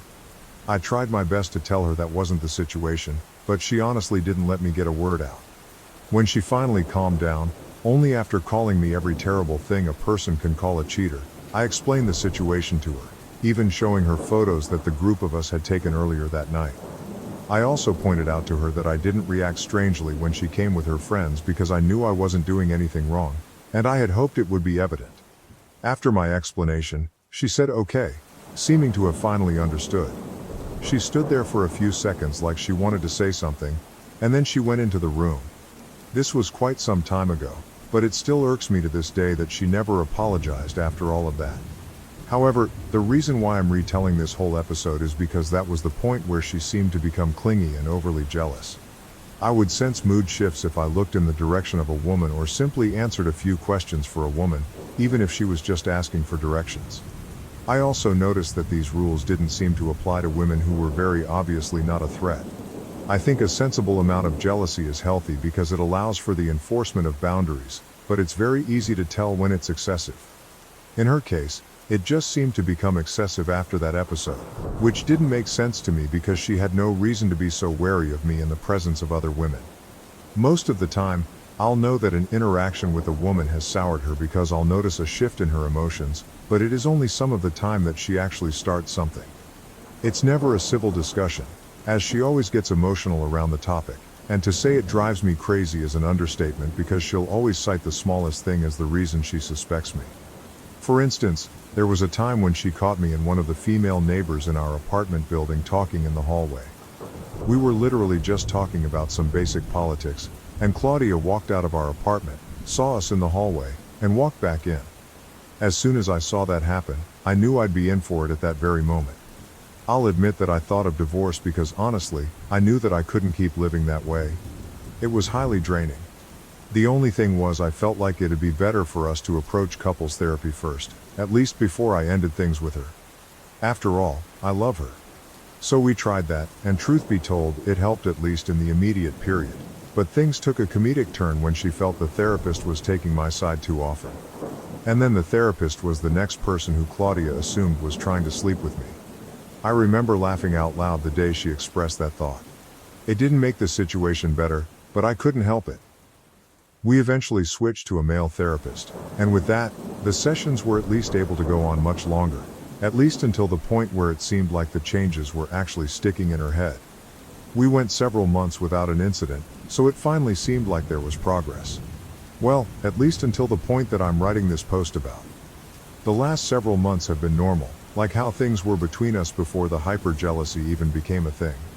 However, I think things blew up when Rebecca, the same colleague who was in the bar with me years back, came to the house to hand over some documents when I wasn't there, since I was meant to be working from home the next week. I think my wife recognized her from the first time around, and I don't know whether she had a Winter Soldier moment or whether it was simply because a woman came directly to the house looking for me, but all hell broke loose when I got back home. She started howling at me the moment that I walked through the door, and I was greeted with the documents being thrown in my face. She asked me why Rebecca knew where I lived, according to her. Before I could even answer, it was because I must have brought her there before to sleep with her. The real answer was simply that I had told her where I lived when she said she wanted to drop the documents off. It didn't help that Rebecca is quite a curvy woman. So it then moved into a rant about how I must like women who are more endowed than she is, and I must have been sleeping with them all over town. She even said she was going to get herself tested for STDs because she was entirely convinced that I had cheated on her numerous times. Once she was done raving, I walked into the house, took a few basic things that I would need, and I walked out. I honestly had nothing to say to her, especially not in that state. I also knew that no matter what I had to say, it probably wouldn't enter her head because when she's in that emotional state, the voice of reason doesn't get to her. I knew it'd be better for me to leave the house entirely, so I did that. I heard her shouting behind me, "Enjoy Rebecca's bed now." This happened very recently, and I've been sleeping in a hotel since then. The thing is, I am set on divorcing her because I really can't live several more decades of my life, best case scenario, dealing with a woman who thinks that I'm cheating with every other woman in existence. The problem is, I know that the therapy sessions help to some degree, and I'm fighting within myself, trying to figure out whether I should try and attend sessions with her again or whether I should just give up. I think this is the decision I need help with, so I'd love it if you could all give me your opinions and thoughts on the situation. Edit. I've noticed several comments suggesting that I've already done enough and that it's time to let go of our relationship. In many ways, I agree with this sentiment. I worry that, regardless of how many therapy sessions we go through, it might only take one small incident for her to revert to her extreme jealousy. This constant fear of triggering her insecurities is draining, and it's not fair to either of us. Living under such tight control is not sustainable, and I'm exhausted from constantly having to prove my fidelity. While I may not proceed with a divorce immediately, I am now more open to the idea than ever before. The thought of ending our marriage is heartbreaking, but it may be the only way for both of us to find peace. If this issue arises again, I think I'll be ready to end it for good. To be completely honest, living under such tight control is not sustainable, and I am exhausted. However, I also don't want to live with any regrets. Therefore, I plan to give her one last chance. But if it happens again, that will be the end for me. This last chance is not just for her, but also for me to be sure that I did everything I could to save our marriage. I'm not very hopeful though, so I'm slowly preparing myself for the possibility of being single again. The thought of starting over is daunting, but it's better than enduring a life filled with mistrust and constant accusations.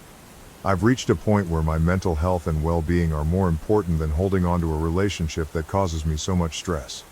It is what it is, and sometimes, letting go is the best thing we can do for ourselves. Update 1. Well, here's an update that I wasn't expecting at all, and I don't even know how to express how freaking pissed off I am with this new development.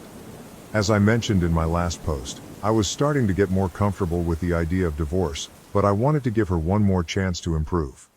The good thing is that it didn't take long for it to become clear that she's never going to get better, and she showed me in the most obvious way possible. I realized there was a problem when we attended a friend's barbecue. Claudia was being unusually touchy with someone there. We didn't know the person, but I asked the host, who is my good friend, and he told me that the guy was recently divorced and worked in the construction industry.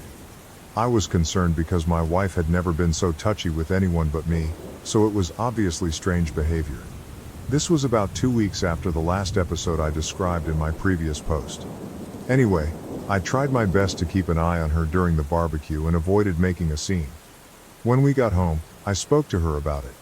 She didn't seem apologetic and said, "Well, now you know how it feels then."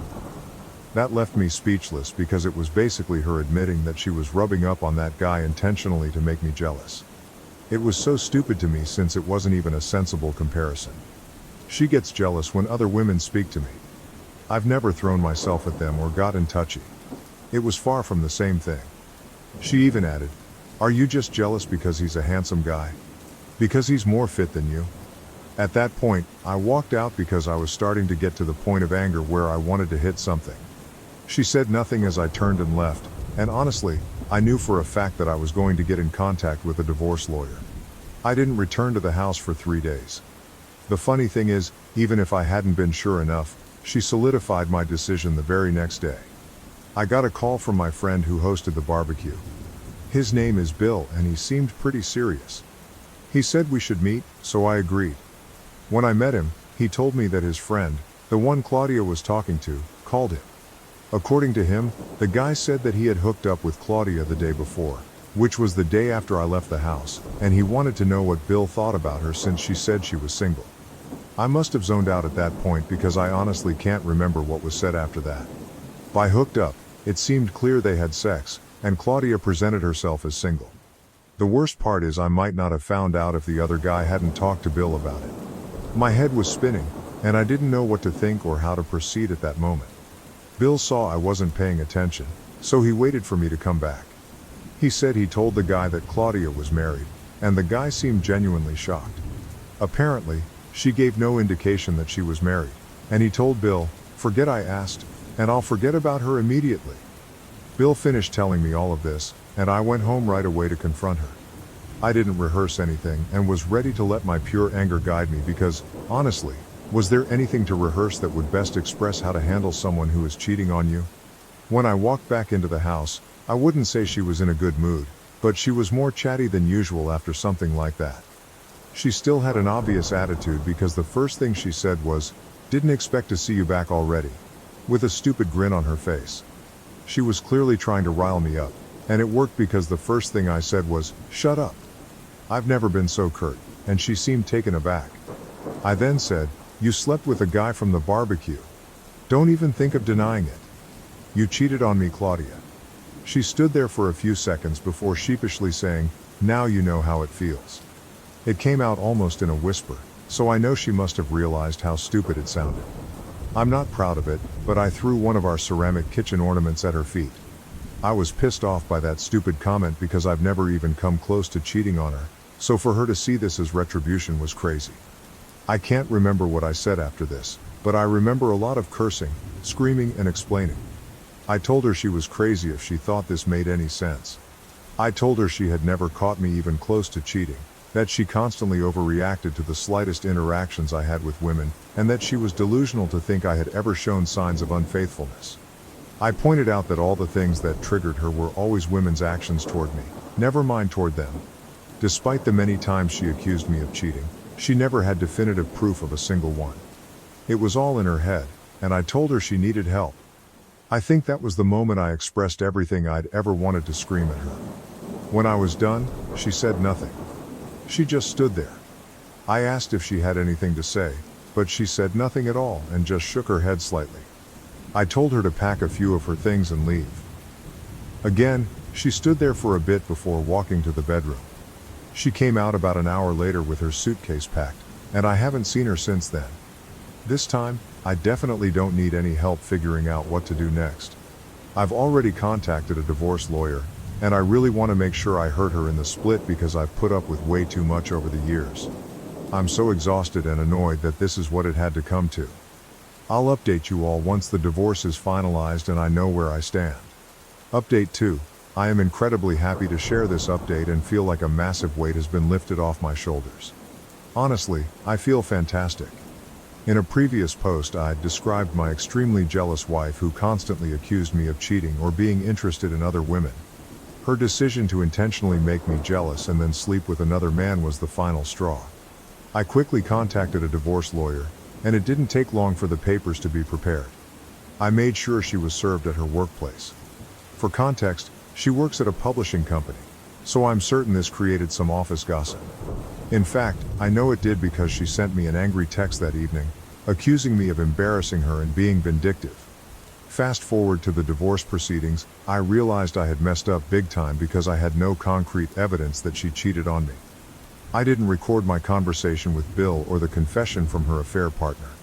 I tried to see if Bill could get the affair partner to admit it again, but that wasn't feasible. However, I managed to convince the court by explaining her jealousy, the couples therapy we attended, and recounting the entire story honestly. She attempted to spin the story in her favor from the start, but it was transparent. Thankfully, in the end, I received a very favorable outcome. I got to keep the house, which was fair since I lived there before she moved in. It was determined that there was no need for me to pay alimony, even though I earned more than her, because the difference wasn't significant enough and the judge didn't want to reward her behavior. Fortunately, we didn't have any children, which was a relief. I was glad to be free of any ties to her. I also think I got off easy because I agreed to let her take several pieces of furniture and appliances from the house. I did this mainly because I didn't want daily reminders of her around. So that's it, I'm finally free of her. While it's painful to realize that I spent so many years being falsely accused of cheating and then actually being cheated on, I'm relieved to be in a position where I know it won't happen again. Now, it's time to move on to the next chapter of my life.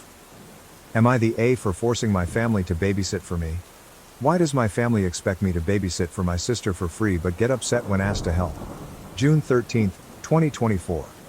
I'm 19 and living at home, working a part-time job, doing some freelance work, and taking online courses to prepare for college next year. My 25-year-old sister had her first child 8 months ago. The father isn't involved and only pays child support. My mom is excited to have her first grandchild and is constantly offering to look after the baby so my sister can feel at ease working full-time and afterwards, will have some time for herself to relax. The thing is, about 70% of the time I'll be the one looking after the baby, and while I admit that I enjoy it and like spending time with him, I can't help but feel mad because they don't have any consideration for my time. Mom would drop the baby while I'm in the middle of my lessons because you can always watch the recordings later, or just ask someone to tell you what it was about. Or when I'm working in my freelance stuff because looking after the baby doesn't really require much, when I complain about getting delayed in my projects. My breaking point happened last week when my mother and sister left the baby with me for a whole day because I mistakenly told them I didn't have to work and would be staying at home to catch up with some pending stuff and study. I told them both I was irresponsible and they called me a spoiled brat. That night, my grandma and other members of the extended family were calling and sending me messages about the importance of helping family, and to understand that my sister doesn't have it easy being a single mom.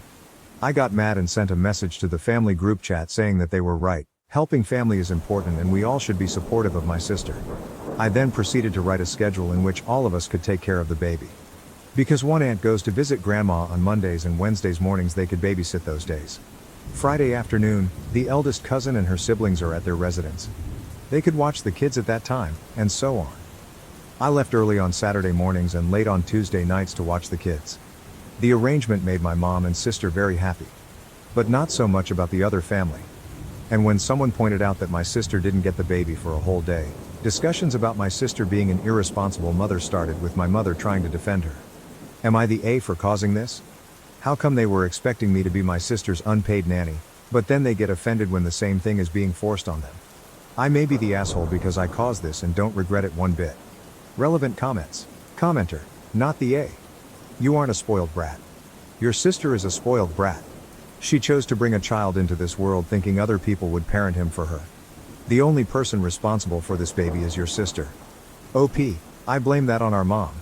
When my sister told us she was pregnant and that the father would be involved, Our mother assured her if she kept the baby, then she would help her whenever she needed, as she's already retired and, like I said, was excited to have her first grandchild. Commenter: if your mom assured her that she would be the one to help her whenever she needs it, why is she turning around and dumping the baby on you instead? OP: I might have a theory on that. Long before my sister got pregnant, my mom, sister and I were talking about the future, and the topic of marriage and kids came up. I must have been around 14 at the time, and I proclaimed that I wanted to be child-free. Mom didn't take it too seriously then and said, "You'll change your mind when you grow up." I haven't changed my mind. I believe that she is trying to persuade me that babies and kids aren't all that horrible, since, on occasion, when I babysit, she would say things like, "Oh, I would make a great mother, and I'm so good with kids. But I'd prefer not to." Although I enjoy being an aunt and was quite happy to have a nephew, the incessant babysitting exhausted me. Being under pressure like this isn't helpful, but I might decide against having children in the future. Adoption or surrogacy are options I'm considering, and I'm sure my mom would approve of either choice. Sis getting a nanny or babysitter: I already suggested hiring a nanny several times, but my sister claims that she wouldn't feel at ease leaving her child with a stranger. I then agreed to babysit certain days according to my schedule, but they wouldn't respect it. I did get paid to babysit a few times, but they would make a big deal out of it and I would end up feeling guilty, so I stopped asking for any payment. Commenter: not the A. It's nice to help out every now and then when you can, but you have a life too. Your family shouldn't expect you to babysit and just be fine with it when you clearly have a busy schedule, and now that they have a taste of their own medicine, all of a sudden it's a problem. OP: I think most of the problem is that they don't consider what I do aside from my part-time job, a tutor at a children's academy, worthy of being busy. I work as a freelance editor of audio and video, but they just see me as being on my laptop just because, and I take Spanish courses 4 times a week, along with audio engineering stuff 3 times a week. Both require me to do homework and, in the latter case, work on projects. But they still don't consider that a big deal, and I'm honestly too tired of explaining to them why both are important. Commenter: I absolutely love this. Well done. How much time off from the child does your sister get at present? OP: I think it is easier to tell you how much time my sister gets with the baby. She's a paralegal at a law office, works from 8 to 5 Monday, Wednesday and Friday. Between commuting and she and mom saying she needs time to eat and rewind, she gets the baby around 7 p.m. Thursdays are home office days, but because home office is still work, she won't watch the baby until the evening. On weekends, she'll take care of the baby on Saturday evenings and Saturday mornings unless she goes out for brunch or coffee with her friends, which isn't every Saturday, to her credit. Sundays are split half and half. We usually spend the first half of the day with extended family, and in the evening, the paternal grandparents visit to bond with my nephew. So, objectively, she does not really spend a lot of time alone with baby. Commenter: that was a beautiful way to address that. Everyone always says family until it comes back to them. OP: ha ha ha, thank you. I admit I got the inspiration after reading several Reddit posts and comments dealing with similar issues. What if I did, was how I felt. And while I don't particularly regret choosing that path, I worry a little bit that I may have gone too far. The family is having a lengthy conversation about this, as I mentioned. To another commenter: honestly, I wasn't being all that serious. I mostly was angry and just wanted to prove my point. But given how it all blew up was way more than what I hoped for. Update: same post, June 20th, 2024, 1 week later. Okay, a lot has happened. Honestly, I'm still not in the mood to provide a full update. The main points are: my sister did try to impose the babysitting schedule I made, and the family wasn't happy. Mom, my sister and I had a big discussion, and hurtful things were said on both sides. I'm currently staying with my best friend and his girlfriend, who are total sweethearts, but it's not a feasible long-term arrangement, even though they have said I could stay with them as long as I need. The family is complaining non-stop, and I'm feeling guilty because, technically, I'm the one who caused this by creating the schedule in the first place. Maybe I should have just sucked it up. I really feel sorry for my nephew. Sundays are when the whole family comes together, and this Sunday my mom's eldest sister, my grandma's eldest daughter, is traveling from out of state. This is significant since she is, in a positive sense, the matriarch of the family and grandma's golden child. I'm anxious as well as hopeful. If anyone can solve this mess, it's her, but at the same time, I'm worried she'll blame me like everyone else. I'll provide a full update then. Also, sorry for not having the time to answer all the comments and private messages. Like I said, a lot of things happen. But here's some of the questions some people asked. 1. My relationship with my mom and sister was pretty good before my sister got pregnant. My sister and I always knew that she was more favored by our mom because they had more common interests, while I had a similar bond with my dad. This wasn't necessarily a bad thing. Think it more of a if one of us wanted to visit a friend or a specific favor, we knew which parent to ask. We would actually team up sometimes to convince them of something, me appealing to dad and sis to mom. Sadly, dad passed away 5 years ago. He was an amazing father and we were absolutely heartbroken, but the one good thing that came out of it was that it helped us bond. Dad loved classical music and was really into IT and programming. I would go to concerts with him and he got me into gaming. After his passing, mom began to buy tickets to classical concerts and the three of us would go together as a way to remember him. We also went to watch Super Mario movie because my dad would have loved to be there, even if sis and mom knew little of the franchise. So, things going this bad makes me pretty sad. 2. My job. I work part-time at a kids after-school academy, where we tutor them in subjects they find difficult and help them with their homework and test preparation. My freelance job involves video and audio editing for my best friend and his girlfriend. Both are streamers and content creators. They know about my Reddit post but asked me to leave out their personal details, so please don't ask for their accounts. I create one weekly video for her and 1 or 2 for him. 3. Do I pay rent? No, I don't. Dad had a hard time with his family, and while my sis and I didn't know the details and were no contact with them, we kind of imagined what went down. Mom promised to keep the house safe for my sister and me when Dad left it to her. They decided to accept us for paying rent as long as we cover our expenses ourselves. Sister and I cover our groceries, cell phones, and some services, and I pay part of their gas whenever they give me a ride because I don't have a car. 4. Extended family. As I mentioned, we have no contact with Dad's family.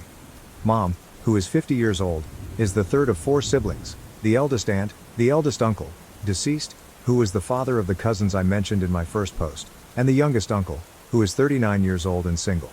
Grandma is currently 77 years old. 5. My nephew's dad. He and my sister were together for about 2 years. When she found out she was pregnant and decided to keep the baby, the relationship ended because he is child-free.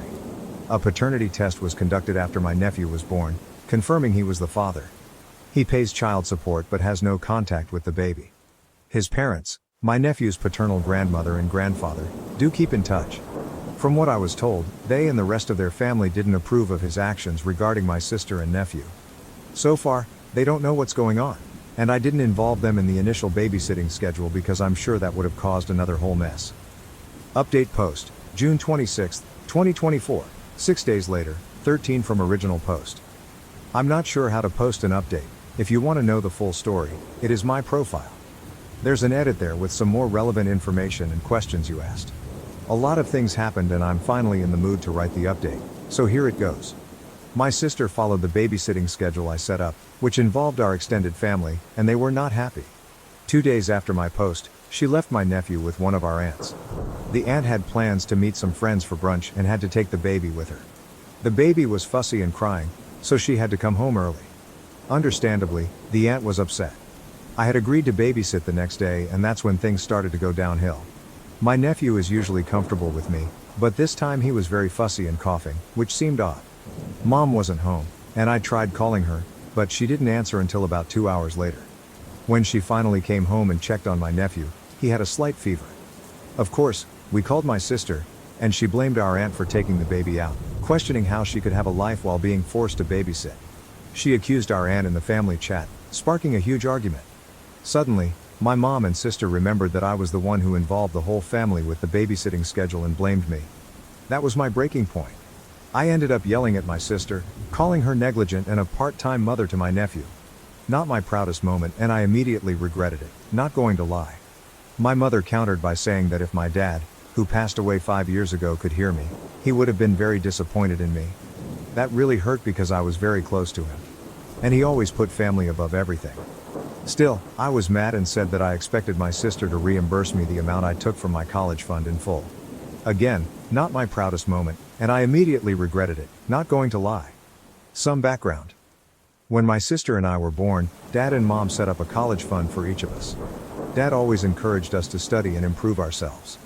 When my nephew was born, I took $5,000 from my fund to start one for him in honor of my dad, as I'm sure he would have done the same. After that, I packed a bag and took an Uber to my best friend's apartment.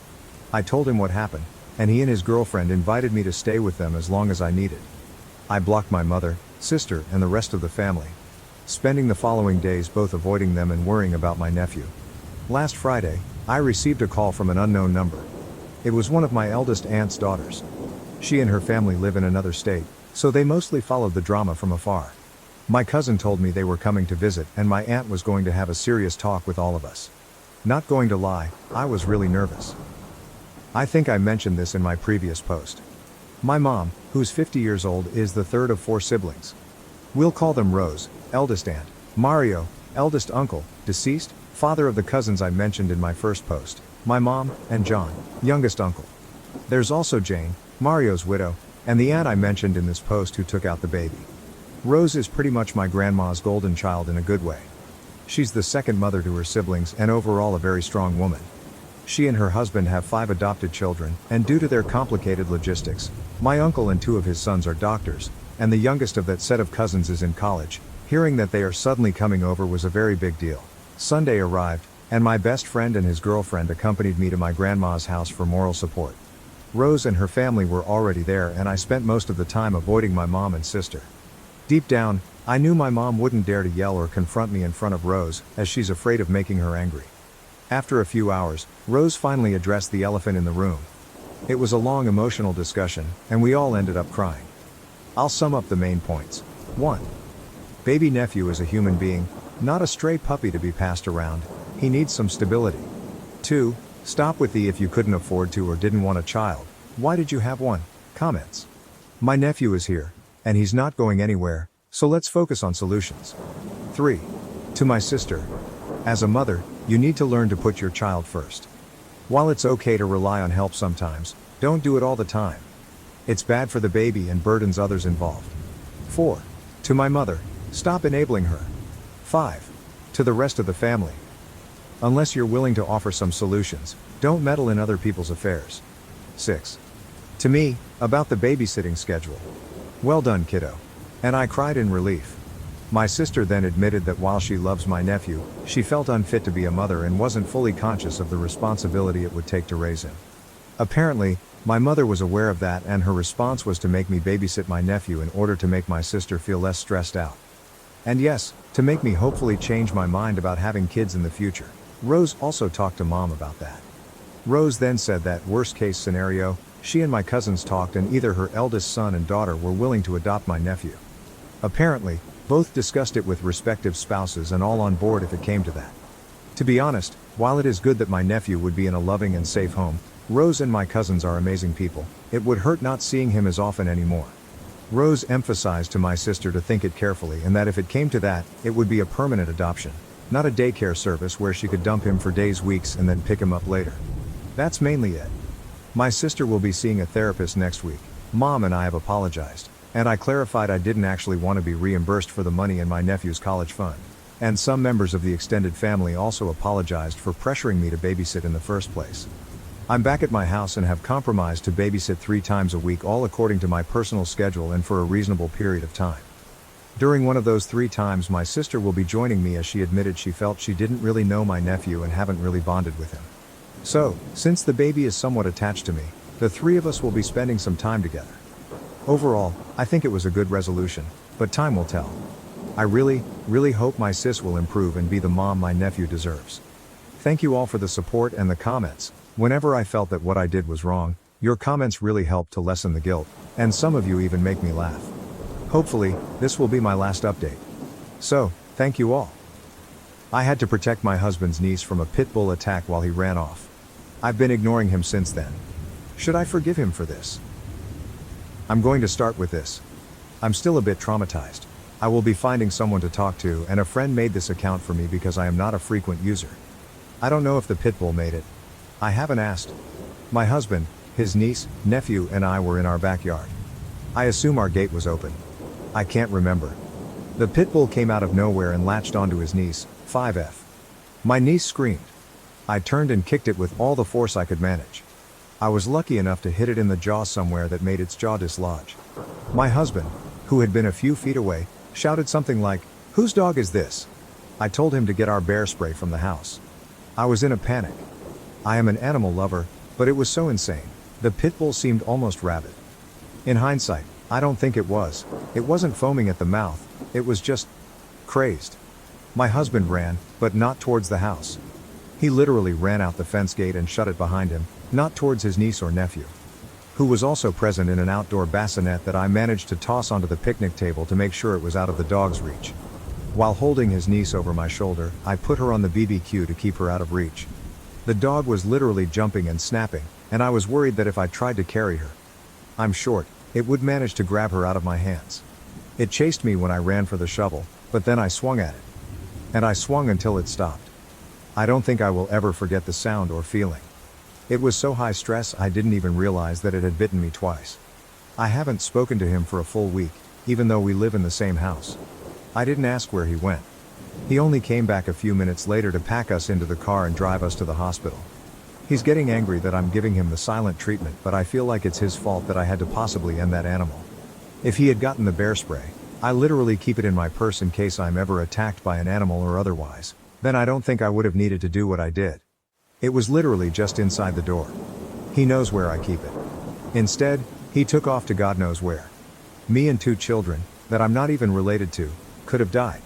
It might not even be relevant, but I don't even like kids. I am staunchly child-free, and he is the one who offered us up to babysit for the weekend. I don't know, is this grounds for divorce? I'm not sure I can even look at him. Any attraction I had to him is pretty much gone.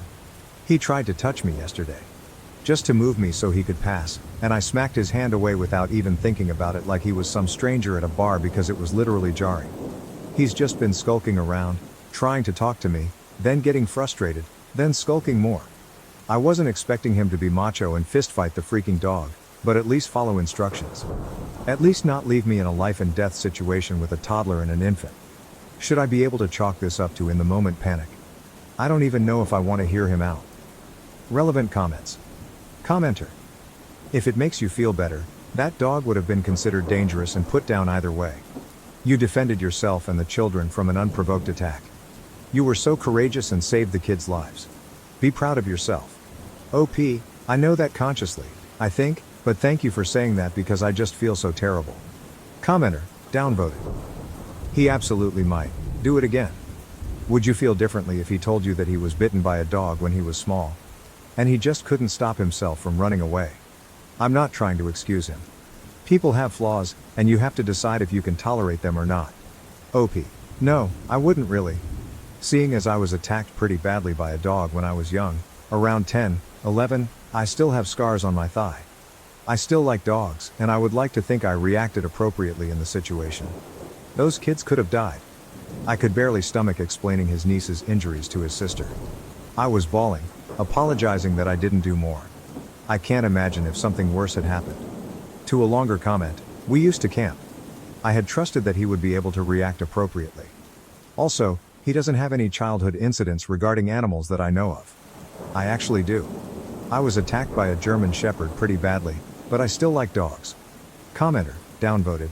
Fight, flight, freeze, or fawn. Everyone reacts differently to treat stress. In the middle of a crisis, some people panic and cannot follow instructions or even hear instructions. They're just in flight or freezing. These reactions aren't really something we can control. I mean, you don't even like kids, and your instinct was to protect and fight. I'd talk to him about it. OP.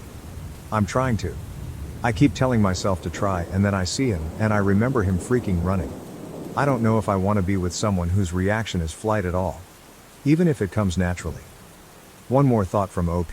If his niece and nephew had died, I just don't think anyone would give a damn about his instincts.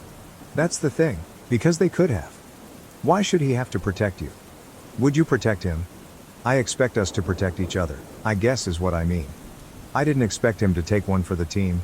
I expected him to have my back. Update. My friend said that people update often, but I don't know how to attach it to the other post. I thought I'd update since a few things have happened.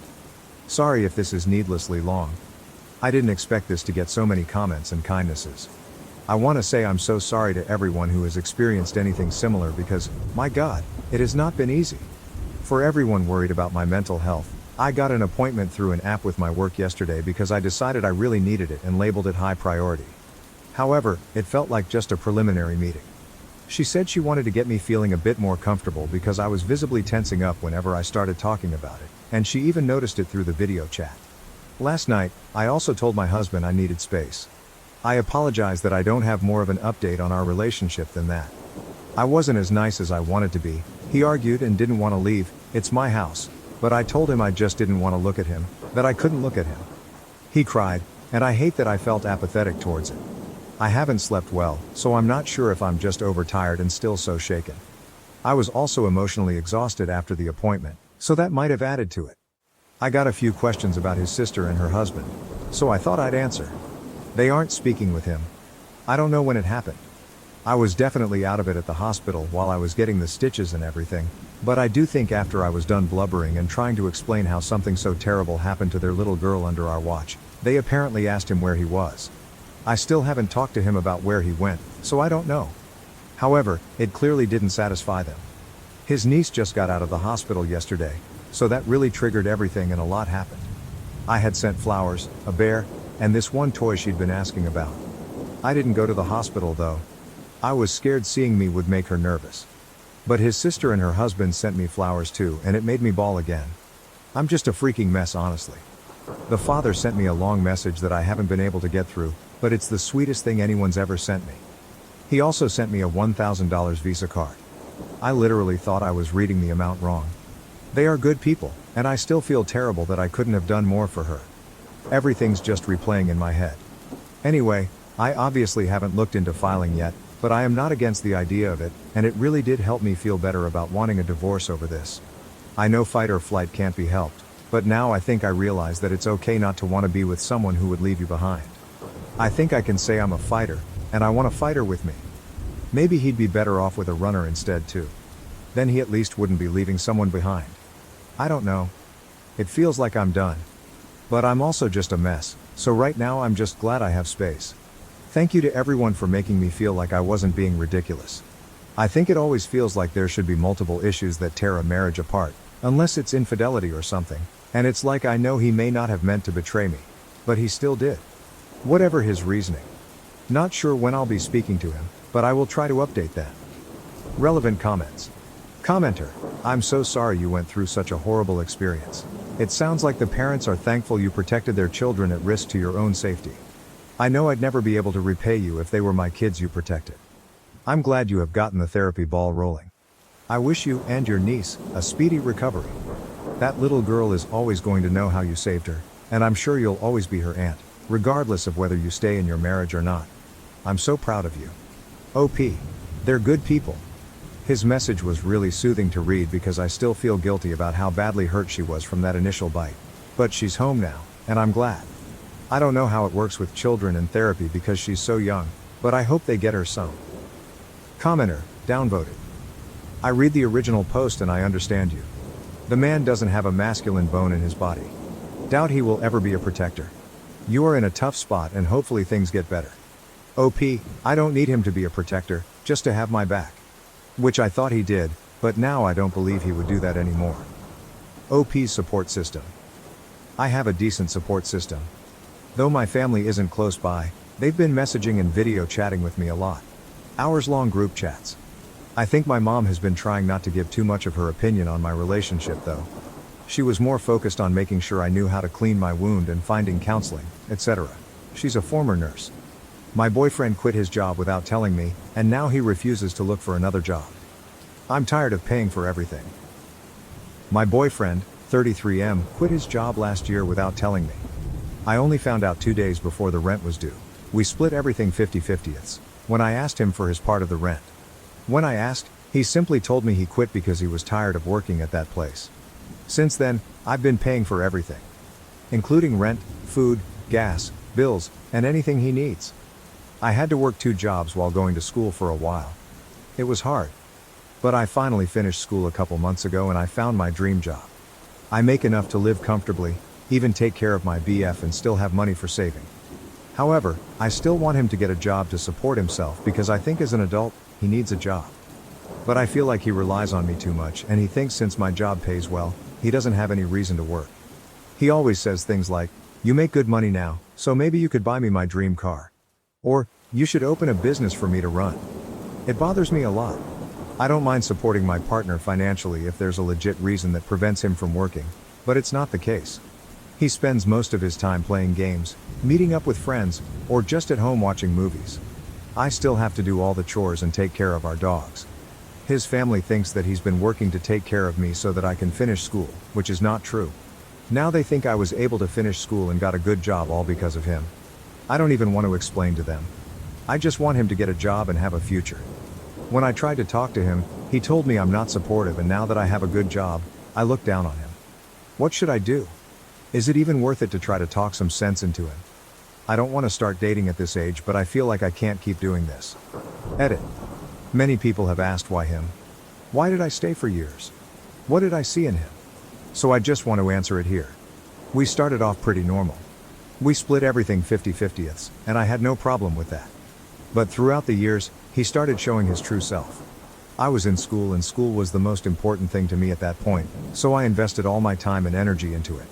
I was in a PhD program, so I had stipend, around 30K/YR, which was enough for myself but not for two people. After he quit his job, I was very stressed out, but I had to focus on school and tried to do everything I could to survive. I didn't have time to really think about my personal life, and I also didn't want to go through any changes in life, so I just let it be. In addition, he guilt trips me a lot, so I feel bad for him. But now that I have a stable job, I have time to really think about my future. I don't see myself being with him long term. I don't think it would be as easy as, hey, let's break up, because I know he wouldn't let it go that easy. But I'll start planning to get out, maybe ask some friends for support. His name is not on the lease, so I'll stay where I am and he'll have to move. Relevant comments. Comment 1.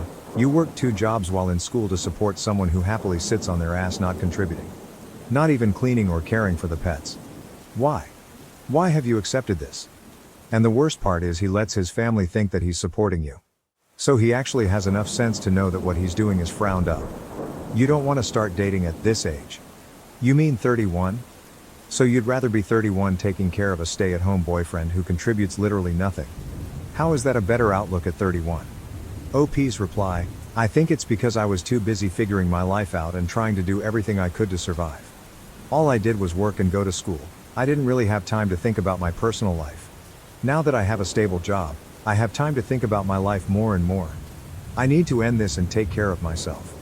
TBH, I'm not even sure how to date anymore, but I guess I'll try and hopefully able to find someone. I will have a talk with him this afternoon to tell him it's time to end things and he needs to move out. He will probably give me the "my life is miserable" talk, again.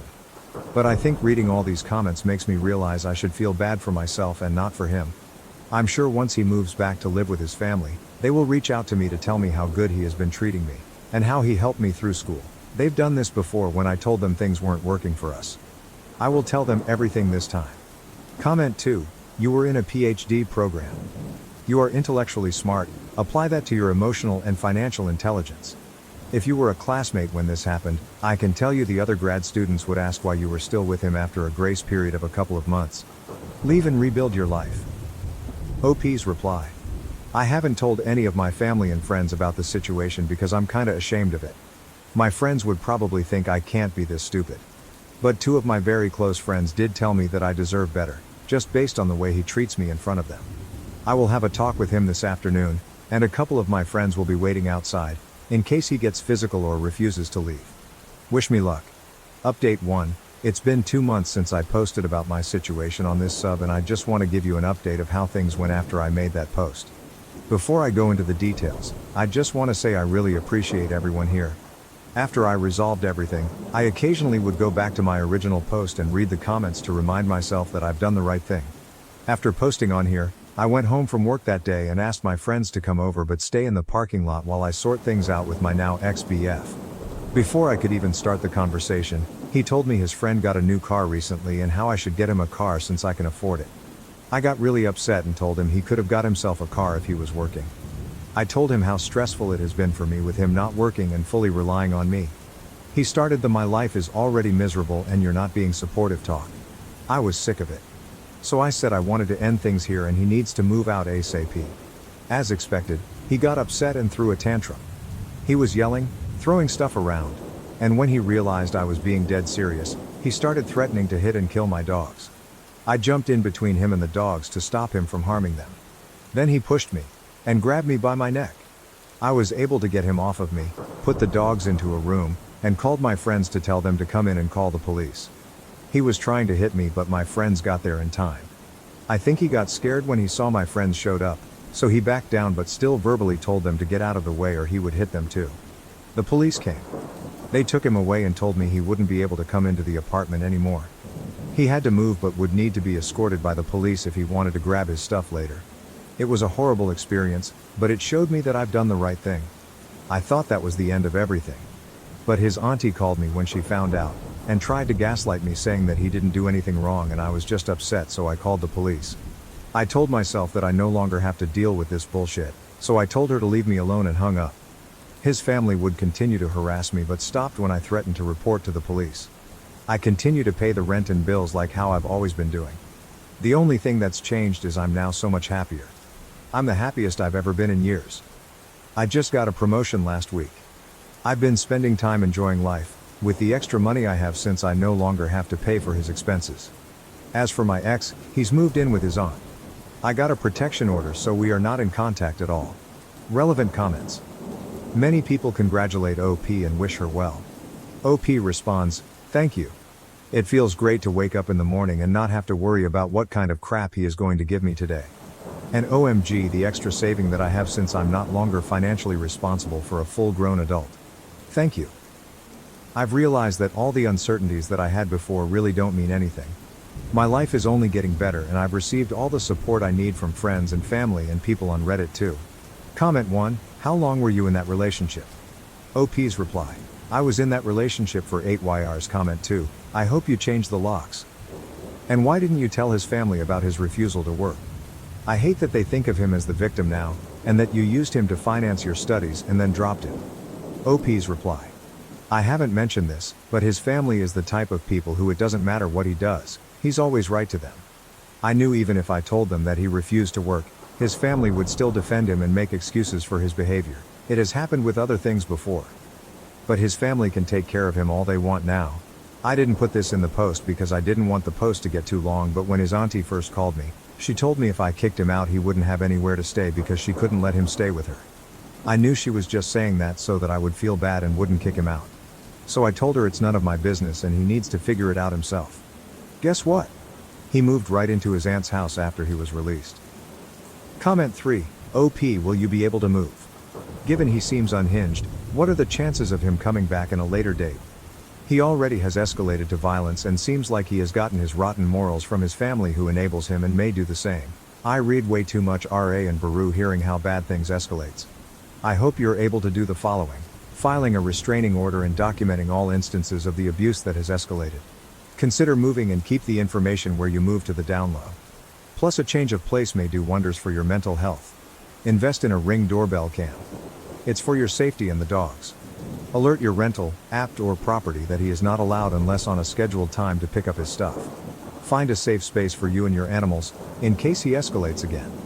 Anyone who has gone to his manic level of harming you and animals will repeat until they find another obsession. He is an abuser and he's at the stage he lost control and is going berserk but may also be biding his time. Better be overly cautious than not. I hope you be fully free of him. OP's reply. I'm planning to move to a new place soon, and it's nicer. And closer to my work too, since I can now afford it with the extra money I have. I have no doubt he's capable of harming me and I'm honestly not sure if he would leave me alone. I'm considering filing a restraining order against his family also, because even though they've stopped coming to my place to try to gaslight and guilt trip me, they still try to call me sometimes, with different numbers since I blocked their numbers already.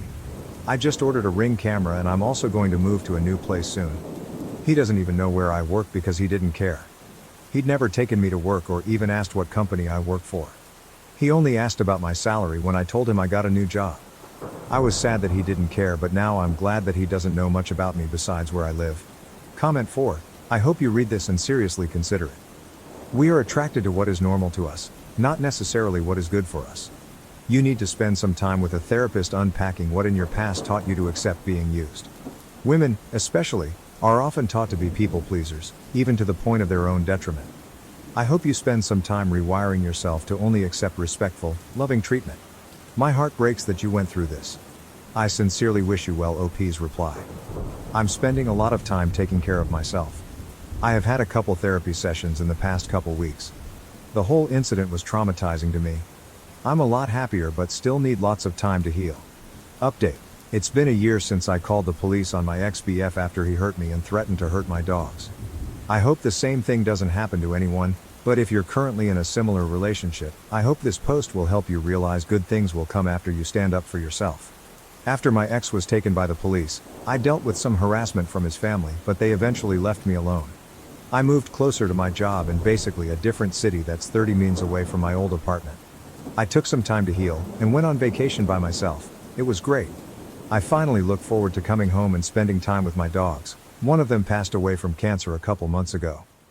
About 6 months after the incident, I met someone. He's a great person, and for the first time in a long time, someone treats me with love and respect. I'm very happy at the moment. I've learned to set boundaries and expectations early on to avoid being in the same situation again. Now to my ex's case. Yesterday, I got a call from the prosecutor's office. To be honest, I totally forgot about the case and I thought there's nothing else to follow up on. But they called to inform me that they'll be pressing charges and asked if I would be okay to testify. I said yes. It'll be hard for me to go to court and talk about the incident if he's right there, because even though I've completely moved on with my life, I can still feel the fear when I heard about the case. I'm somewhat still traumatized by the whole thing, but I think he needs to be responsible for his actions, especially after his auntie tried to defend his actions by blaming me. It really sucks that I have to go through all of that to end a toxic and abusive relationship, but I got out somewhat safely and I can't imagine what my life would be if I stayed. It was a hard time, but it's worth it. Things are definitely better and I'm surrounded by people who truly love me and appreciate me. Simple and little things in life truly make me happy. Like how my BF got me bubble tea and prepared dinner for me when I had a hard day at work last week. I can't believe just more than a year ago, I thought a day without an argument was already a good day. Relevant comments. Commenters were overwhelmingly proud and supportive of OOP in leaving and encouraged her to testify against her ex. Here are a sampling of those comments. Comment 1, good for you leaving that toxic situation. The exact thing happened to me last year as well. I was in a relationship with a toxic ex and I finally stood up for myself and ended the relationship. We had to love together until we figured out the living situation, since unfortunately both our names were on the lease. The way I got out was by calling the police after he swung a soundbar at me. I'm still traumatized about it to this day. I'm in therapy for the things he did and said to me. He pleaded guilty, which I'm so glad that this nightmarish chapter can finally be over. OP's reply. I'm glad you were able to get out before things got worse. It's a very traumatizing experience, but therapy does help. I hope you have a good support system and are around people who care about you and understand your experience. Comment 2, you may want to reach out to the victim advocate and see if the prosecutor's office, or anyone else affiliated with the court, has an emotional support dog that you can have with you when you testify. I was pleasantly surprised that a small county near me had that for a person I work with when she had to testify against a family member. It helped her feel more calm and protected going into testifying. My stepdaughter wants her real dad to give her away, even though he breaks her heart by skipping town and breaking promises he makes to her. My stepdaughter will be getting married on August 3rd. The wedding planning has consumed most of her and her mother's life. I say her mother because we aren't married, though we've lived together for 10 years, for the past 6 months. My stepdaughter graduated last December from university. I paid for her to go to college, though it was a state school, it still ran $40,000. She does not have a job and has been living with us for the duration of her college career and since her graduation. I also bought her a car to get back and forth from school when she finished high school. From time to time her deadbeat father would pop into her life and she would fawn all over him. Although he has not contributed a cent to her education or paid any child support, though that is my girlfriend's fault as CS was not part of the settlement, she still loves him and wants him in her life. He stays long enough to break her heart by skipping town and breaking some promise that he made her. The wedding venue holds 250 people max. I gave them a list of 20 people that I wanted invited, since I was paying for everything. They told me that was no problem, and they'd take care of it. So I let these people know they'd be getting an invite, and they should save the date. Saturday, I saw one of my friends on this list at the golf course and asked if he was coming. He told me that he wasn't invited. He told me that he got an announcement, but not an invitation. He had it in his back seat, along with probably 6 months of mail, and showed it to me. Sure enough, it was just an announcement, and my name was nowhere on it. It had her dad's name and her mom's name and not mine. This led to a pretty big fight with my girlfriend, as I found out that none of my list of 20 made the cut for the final guest list because 250 people is very tight. I was pissed, but not a hell of a lot I could do because the important people in my life had already been offended. My girlfriend said, if some people didn't RSVP yes, I might be able to get a couple people in. But that is an ultimate slap in the face in my opinion. So, I was boiling on Saturday. Yesterday we had a Sunday dinner with the future in-laws family and us and a surprise guest, the real dad. At this little dinner my stepdaughter announced that her real dad was going to be able to make it to her wedding and that now he'd be able to give her away. This was greeted with a chorus of, "Oh how great and how wonderfuls." I don't think I have ever felt so angry and so disrespected. I was shaking. I took a few seconds to gather my composure because I honestly wasn't sure if I would cry or start throwing punches or both. Once I was sure I'd be able to speak, I got up from my chair and said I'd like to make a toast. I can't remember exactly what I said, but the gist of it was this. I'd like to make a toast. The sound of spoons against glasses rings in my ears. It has been my great pleasure to be a part of this family for the past 10 years. Ah, how sweet. At this point in my life I feel I owe a debt of gratitude to the bride and groom, because they have opened my eyes to something very important. Confident smiles exchanged. They have shown me that my position in this family is not what I once thought it was. And now a glimmer of confusion and shock begins to spread on the faces in the room. Though I once thought of myself as the patriarch or godfather of the family, commanding great respect and sought out help in times of need, it seems instead that I hold the position of an ATM, good for a stream of money, but not much else. As I have been replaced as host, both on the invitations and in the ceremony, I am resigning my financial duties as host to my successor, real dad. So cheers to the happy couple and the path they have chosen. I finished my drink. You all can let yourselves out. Is this selfish? I'm supposed to shell out 40, 50 grand for a wedding that I can't invite anyone to? That I am not a part of? I'm so done with this crap. I'm done with my stepdaughter. I'm done with my girlfriend. I transferred the money out of our joint account last night. She has not had a job since she moved in with me. This morning I called all the vendors I had written checks for deposits to refund my money. At present, it looks like I'll lose around $1,500 for the venue, but the other vendors have been great about refunding. Too long, didn't read. You want your real dad to be on the invitation, to give you away and to sit at the head table. Fine, your real dad can pay for everything too. Update 1. The immediate aftermath was a tantrum and people sitting there mumbling while not actually saying anything to me, but to each other. After much yelling with the GF about me being selfish, I spent the night in my home office and no one knocked on my door, not once. Today's aftermath is kind of depressing for me. GF brought me bride's wedding planner to show me how much work I was ruining. I thumbed through it, found a page in the music section for father-daughter dances. All of the songs were catered to real dad's taste. So I thought they were just being disrespectful, but now I'm feeling like they never really gave a crap at all, especially since the menu included 2 ingredients I'm allergic to. That actually made me laugh. Either way, I'm glad to be done, returned to the planner and asked her when she and the bride could move out. Also, I never promised to pay for the wedding. I offered them the use of my home when they were sure it was going to be small, but other than that, all I've heard is how it's the bride's family that should pay. So, let it be the bride's family then, aka, not me. Final update. Girlfriend and bride are now moved out. They are moving in with the groom. It was very hard not to be petty with some of the belongings they took with them, but it's done and I switched out the locks and now it's time for a brew. I can't believe how popular this story got, but I feel good to be given support by so many. If I find out what happens with the wedding, I will let you know, but I can't guarantee that I will put in the effort to find out. From what I've heard, they are trying to scale things back and get his parents to help out. GF burned bridges when I found out she tried to write herself a check on our joint account the day after the unpleasantness. By then I had already moved money, so I guess I'm a bigger ass than her, but I could feel it coming. That's all. Thanks. When my late husband's ex-wife passed away, I had to decide whether to adopt his children. We haven't seen each other in 2 years. Hello, I of course know how awful this sounds. But it is a recent development and I'm unsure if I'm completely in the wrong. Before I married my husband, he had 3 children with his ex-wife who were 5 when we got married. His ex was still bitter. I say this in the most respectful way possible. But it's true, as they had only been divorced officially for a year. After that, custody was a big issue with us, with her and my husband fighting for full custody. Unfortunately, we only ended up getting weekends and the complete months of December and July while they were out of school.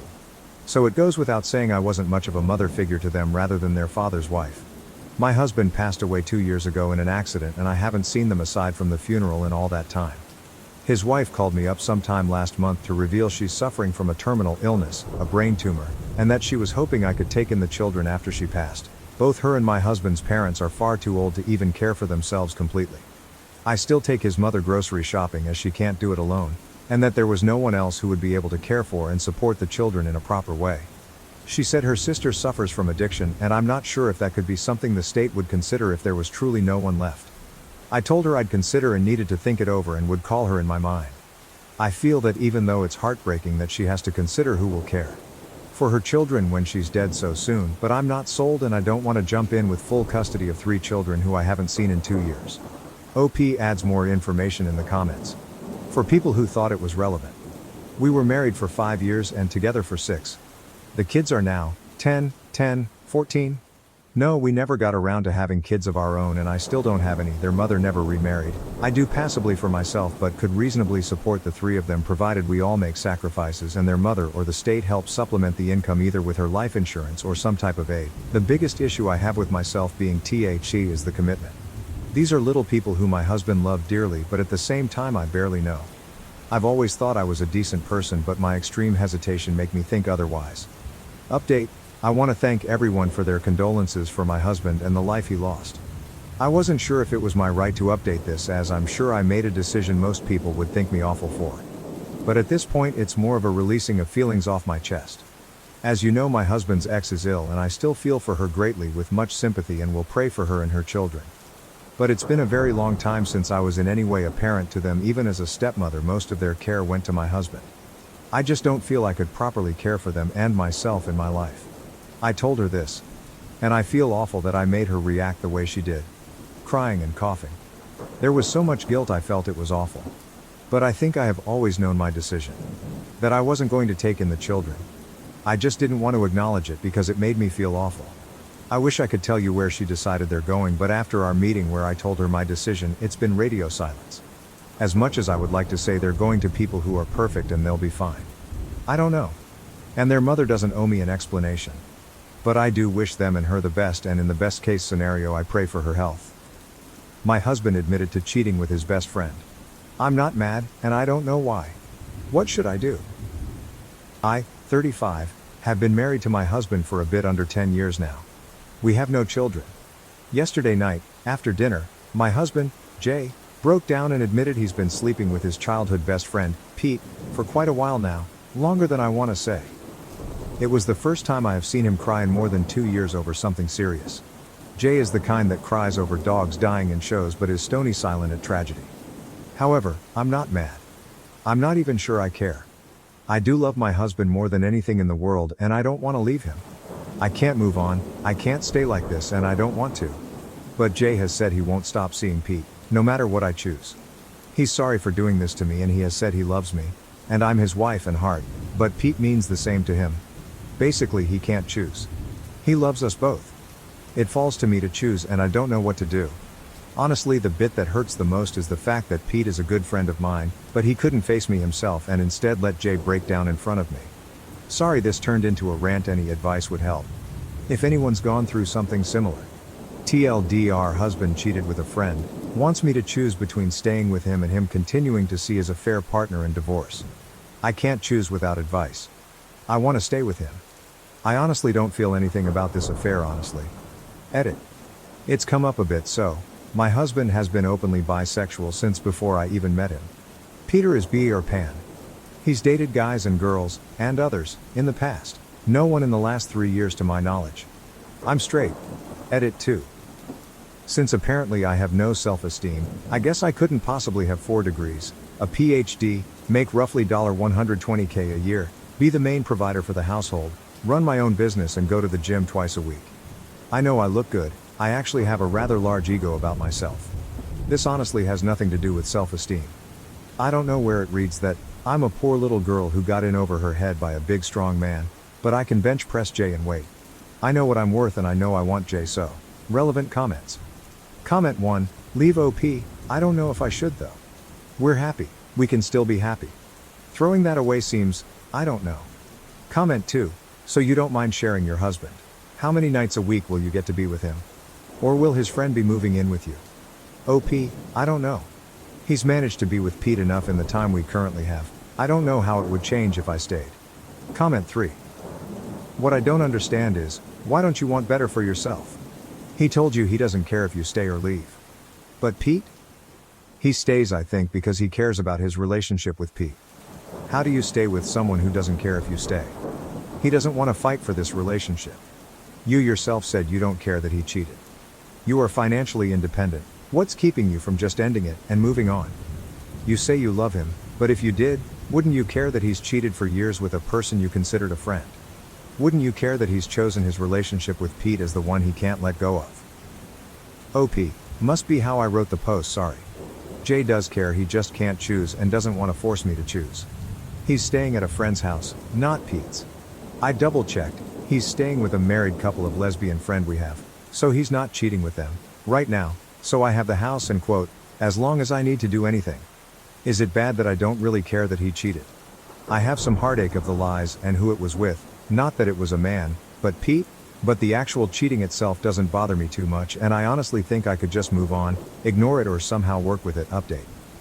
After reading all your advice I chose to ask for space, which he, J36M, freely gave. He was staying at a friend's house when I called, I couldn't face him yet, and asked. This helped to confirm what I already knew, he was indeed staying with our mutual friends. A married lesbian, both 36F couple, so no, he didn't run to Pete, 36M as some of you thought. I was leaning towards separation after reading your advice. Well, a few days after I requested space, I decided to ask for separation officially. To cut a long ice cream and tear-filled 3 weeks short, I caved and called it. I did not beg for him back or anything like that. I asked him out for a walk and we had a long talk. It was a fair while ago so I can't word for word type what was said, but it boiled down to this. 1. I still love him no matter what. 2. He still loves me no matter what. 3. He loves Pete no matter what. 4. He does not value either of us above the other. When he spoke about me leaving but him not leaving Pete, he was giving me an out more than anything else. Jay would be destroyed if I chose to leave, but he didn't want me to stay if I truly didn't want to, which is why he didn't beg for me to stay. After this talk, we stayed separate for a few more days. About 7 weeks ago, Jay moved back home and Pete came over for dinner. That talk was longer, harder and contained more personal details that I do not want to share here. But the points were as follows. Jay and Pete have not been together as long as I feared. It's about 28 months, not since they were teens. Pete truly didn't want me to get hurt and he was the one pushing Jay to be honest with me. Pete is gay, but he dated girls in the past. Neither of us are attracted to each other and we are not together. We are all going to individual and couples and group therapy. Couples are each of us as. Me and Jay need to work out our marriage and emotions, Pete and Jay need to work out the secrecy and talk through their own relationship, and Pete and I want to work on working together. Something I should have mentioned but didn't due to the fact I knew how Reddit would react, is I'm asexual. I am not in any way sexually attracted to my husband, or anyone for that matter. However, I choose to have sex with him as I know he enjoys it. I still have a libido, I just don't feel the need to have sex. When I have sex with Jay, rarely, once every 2-ish month, it isn't a chore but more a more intimate cuddle. Jay knows this and has known this our entire marriage. In fact, he was the one who helped me figure out I was asexual. If this is hard for you to understand, remember attraction choices. Asophobes will be blocked with no reply, honest questions can be answered. So yeah, that's my story. I can take further questions in the comments. TLDR, we separated, cried, got back together, are happy, I got a promotion and we are all in therapy together and individually. Relevant comments. Comment 1, sorry I'm a bit confused. Are you guys a throuple minus the sex? Or did you get back together with Jay and accept he has sex with Pete? Also, does that mean you now don't have to have sex with Jay out of obligation anymore? Because he's getting his needs met by Pete. OP, me and Pete are not together. I don't know if I will have sex with Jay again. It's something I'm working on in therapy. How do I tell my host mom about her son's weird behavior? I feel like she won't believe me, and I don't know what to do. Original post, July 1st, 2024. I never thought this would happen. I cannot sleep tonight because of how helpless I feel in this situation. I am an au pair. I started at 19, went to Australia, and took care of 2 little girls, and I loved it. After a year, I came back home and went to college. But I decided that I wanted to travel again because I'm interested in teaching English abroad one day. I met a really great family on an accredited website that I used last time for my au pair match. I met a German family. They really liked me and I really liked them and the area. I have always wanted to go to Germany, so after about 3 months of talking and making sure there was no other family I wanted to go with more, we went through with it. Now I am in Germany, and I have been here for 2 months. They have 3 children, all boys, including a 1-year-old who is the cutest thing on earth, a 14-year-old who is friendly and sweet, and a 17-year-old who I do not really provide much care for. He kept to himself a lot and did not talk much with me, which I did not mind because I'm mainly there for the 2 younger ones. But some weird things started happening. I began to notice that he started staring at me a lot whenever we were alone, or even at family dinner. He walks up to me at times and it sounds like he's asking me questions in German, but I can't understand him. The oldest boys can speak English. When I tell him I don't understand him, he just walks away. I asked his brother once what he asked, and he said it was something bad, and he's told his brother to stop, but he won't listen. Then, over these past 2 weeks, he's made accidental contact with me. Sometimes he will brush up against me even when there's enough room for us to not bump into each other. 1 or 2 times, when this happened, I felt something on my waist, like his hand, but I thought maybe it was an accident.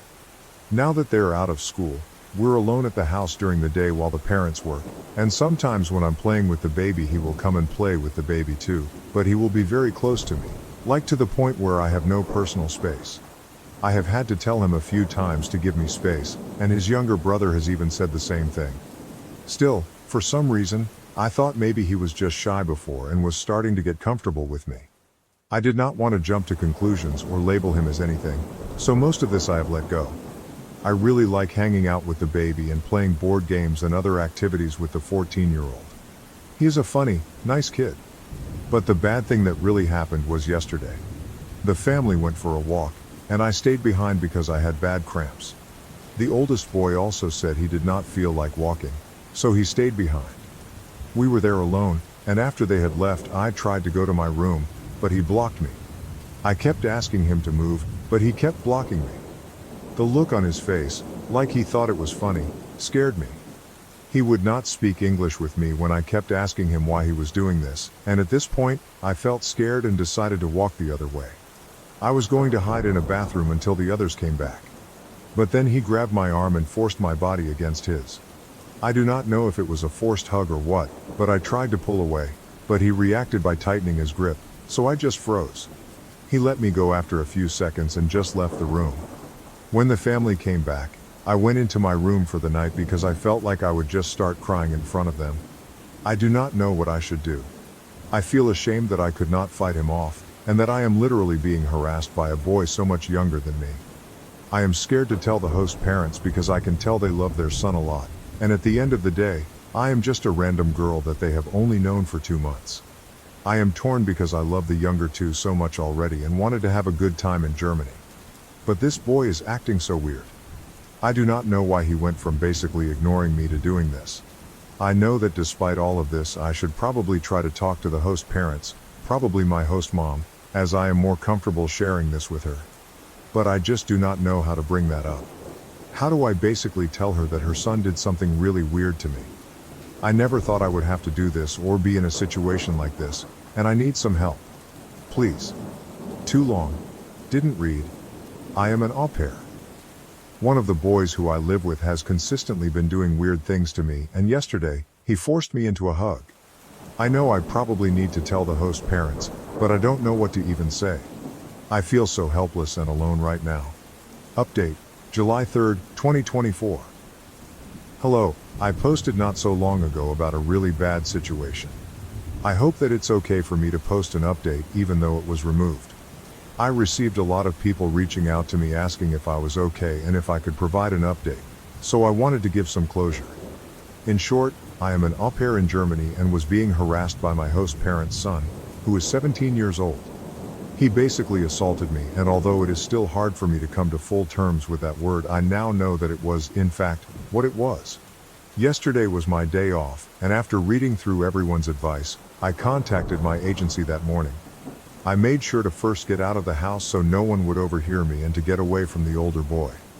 The younger boy, who is 14 years old, asked me if he could go with me as I was going to the library, and I did not mind taking him. Although technically he could go by himself, I see older children walking around alone a lot in Germany, but he specifically kept asking to go with me, and like I said before, he is a really good kid to be around, so I did not mind. I was planning to go to a closed-off area and make my phone calls while he went around looking for books, but while we were walking to the library, I could tell he wanted to say something.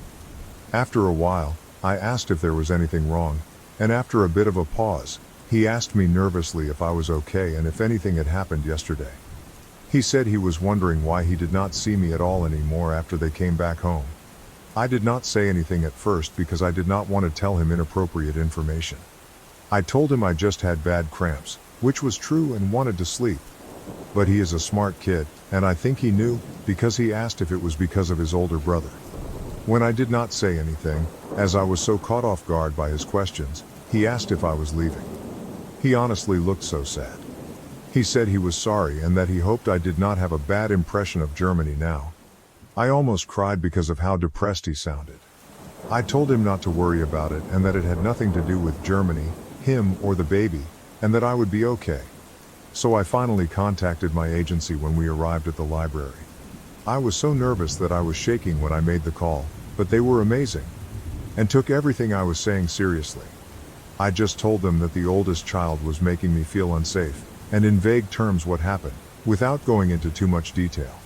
They understood, thankfully, what I meant and told me that they would work on replacing me, if that's what I wanted. They also said they would reach out to the family to let them know of what was happening and of my concern with their son. I then called my mom. Being a mother, after I told her everything that had happened, she yelled at me a little. Not in an abusive way, but for not telling her sooner, and told me very sternly that I was not going back to that house tonight. Even being an adult, I don't argue with my mom when she uses that type of tone. She sounded so frantic, and sent me money to stay at a hotel for a while until they found me a new placement, even though she really just wanted me to come home. I felt a lot better after talking to her. After a while, the younger boy came back over and told me, very plainly, I am going to tell Mom.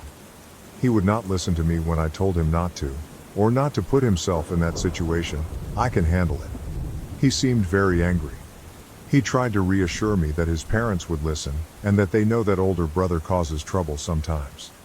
They had another girl, a few years ago, that left because of him, and everyone thought maybe since he'd grown up and changed it would be different. I stayed at the library while he went home, and just waited. I did not know what was going to happen. I already had a hotel booked by then and knew I would probably need to go back to get my stuff. About an hour and a half later, I left the library. Since the parents were at home today, I felt somewhat safe going back to get my stuff. Before I got back, I received a call. It was from my host mom. When I answered, she was very frantic. She asked me if I was okay, and where I was. When I got to the house, the parents were in somewhat of an argument. I didn't understand all of it, because they went between German and English, but I heard some words like, not again, and ruining. In short, the mother pulled me aside. She said that she wasn't aware that the oldest son was still like this. She begged me not to leave. She told me she wanted her two youngest sons to have healthy attachments to their caregivers, and that it was very hard for them to do this with the oldest. She was actually crying during all of this, and told me she doesn't know why he acts like that, but she did not raise him like that. And that while she loved her son, she was not going to tolerate that behavior anymore. She said that once he turns 18 next week, I had no idea his birthday was next week, he will have to go live with his uncle and cousin in the Netherlands, for the sake of everyone in the house.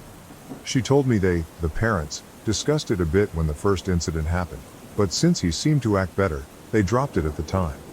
When I asked where he was, she said that he left quickly when his brother came home, saying he was going to a friend's house. He probably will not be back, and she said that even if he does, she will not let him in, and will tell him to go to his aunt's, who lives not that far, until he can go to the Netherlands. She actually looked very sincere and stern when she said this, and even though the father looked like he was in shock, he agreed with what she said. I did not know how to respond to them. It was not the reaction I was expecting, but I wanted to be honest. I told her that I was going to stay at a hotel for a while, and that she would probably hear from the agency. I told her that I loved the two younger boys, but I might not be back. She said she understood but would appreciate it if I at least thought about it for a day or two. Before I left, I hugged the baby and the 14-year-old goodbye. So that is what happened. I am safe in the hotel now. I didn't at all expect that reaction from them. I felt almost sick with worry when I wrote my first post. Of not being believed. But even though the oldest boy probably won't be back and will eventually be forced to leave, I still feel the effects of what happened lingering. I still feel vulnerable and overwhelmed when I even think about what happened. I feel so bad for the younger children. I'm not sure if I should go back or not. She told me to think about it. I will give it some time and see what my agency says first about other placements. I just wanted to thank everyone for helping me through something really difficult. But I am safe now in this hotel and am not going to rush back into any situation without thinking over my options and asking for my mom's opinion. Thank you once again. Too long, didn't read. I contacted my agency and mom. Both listened and took me seriously. I am now safe in a hotel, and am waiting for my agency to get back with me on possible placements. My mom is helping support me financially and emotionally while I wait. The host parents find out about what happened. The 14-YO told them, and reacted in a way I did not expect. They are begging me to stay, saying that the oldest boy will be sent to live with relatives for his behavior once he turns 18. I am not sure if I will go back, although I miss the younger two. I am going to wait until my agency gets back with me first before taking next steps. Thank you to everyone who reached out and helped me. Added comments. Commenter, as a German, this post infuriates me. First of all, therapy is free here. It sounds like the parents did absolutely nothing when this happened for the first time. They just hoped and thought their son got better. Secondly, the fact that they just want to get rid of their son by pushing him onto someone else instead of wanting him to face actual consequences, like going to the police with OP, is also infuriating. German police aren't perfect, but my own experiences with them have been genuinely good, and I want to encourage OP to go to the police. Lastly, the parents are trying to make OP stay in a house where she was assaulted. That alone is so utterly tone deaf that it's hard to believe. Sorry, Netherlands. OP. Yeah, I've officially made up my mind that I'm not going back there. It hurts because I do love the younger children so much. I hope they will be okay. The kids I watch become a part of me in a way. I still keep in contact with the family from Australia, and the younger ones here really seemed comfortable around me. The mom even said they usually aren't as open at first with new people like they were with me. I might still keep the host mom's contact info just to see if I can check up on them every now and then, purely for that purpose. Now that I'm really reflecting on it, it was a little strange that she still wanted me to stay after what happened. I thought maybe, for my mental health, she would encourage me to leave. But I think she is desperate for an au pair since they work a lot. It's amazing that therapy is free. I will suggest to the host mom that maybe the 14-year-old might need someone to talk to. I made sure to tell him that I was not abandoning him, and he seemed to understand. He is very level-headed for his age. I know he will continue to grow into an even more amazing young adult as he gets older. He told me he wouldn't forget me, and he would tell his baby brother about me a lot, so he will always remember too. It's also good to hear about the police. I always worry about being a foreign girl and not being taken seriously in another country. I am going to reach out to the Weiser Ring, like another poster suggested, and see if they can help me in that aspect. I feel bad for the people that might encounter him in the Netherlands, but I heard they don't play around there. So I hope he gets some sense into him soon. But there are vulnerable girls and women everywhere, so it does leave me with a sad feeling. OP makes another update in the comments. To give an update, I spoke with the agency sometime earlier today and asked them if there have been other au pairs with this family. They said this is their first time placing someone with the family, and if another au pair was with the family before, it was probably through another agency, but they had no knowledge of this, and when they interviewed the family was told this was a new experience for them. I am thinking maybe the other girl was through another agency. There are a few of them. I'm not sure that all au pair agencies can see each other's networks, but they said they will look further into it. They told me that for now, they will not be placing any new girls with this family, so that gave me some peace of mind. OP makes another update in the comments. To give an update, I spoke with the agency sometime earlier today and asked them if there have been other au pairs with this family. They said this is their first time placing someone with the family, and if another au pair was with the family before, it was probably through another agency, but they had no knowledge of this, and when they interviewed the family was told this was a new experience for them. I am thinking maybe the other girl was through another agency. There are a few of them. I'm not sure that all au pair agencies can see each other's networks, but they said they will look further into it. They told me that for now, they will not be placing any new girls with this family. So that gave me some peace of mind. Would I be the asshole for telling my boyfriend that him being a Trump supporter gives me the ICK? Hi y'all. New account because I don't really want anybody connecting this with me. I, 20F, started dating my boyfriend, 21M, about 2-ish months ago. We've known each other for approximately 3 years. We weren't initially interested in dating, but it kinda just happened. And things have been really well except for one thing. I found out he's a Trump supporter. Now before you lecture me in the comments about how I shouldn't let politics get in the way of my relationship, please hear me out. It's just been a couple of things that have really rubbed me the wrong way about him for some reason. For context, I am a Hispanic female immigrant, fled from a country where, if I can put it in simplest terms, went to shit, who's had nothing but bad experiences with Trump supporters because almost every single time without fail, they would always say or do something extremely demeaning to myself or my family, talking about how people like us should be deported without even realizing they are referring to us, saying that people like me are a threat to the country, slut-shaming, etc. etc. I consider myself the kind of person who judges a person's character based on what they believe in, and time again, it's been proved to me that these types of people are the type I should stay away from.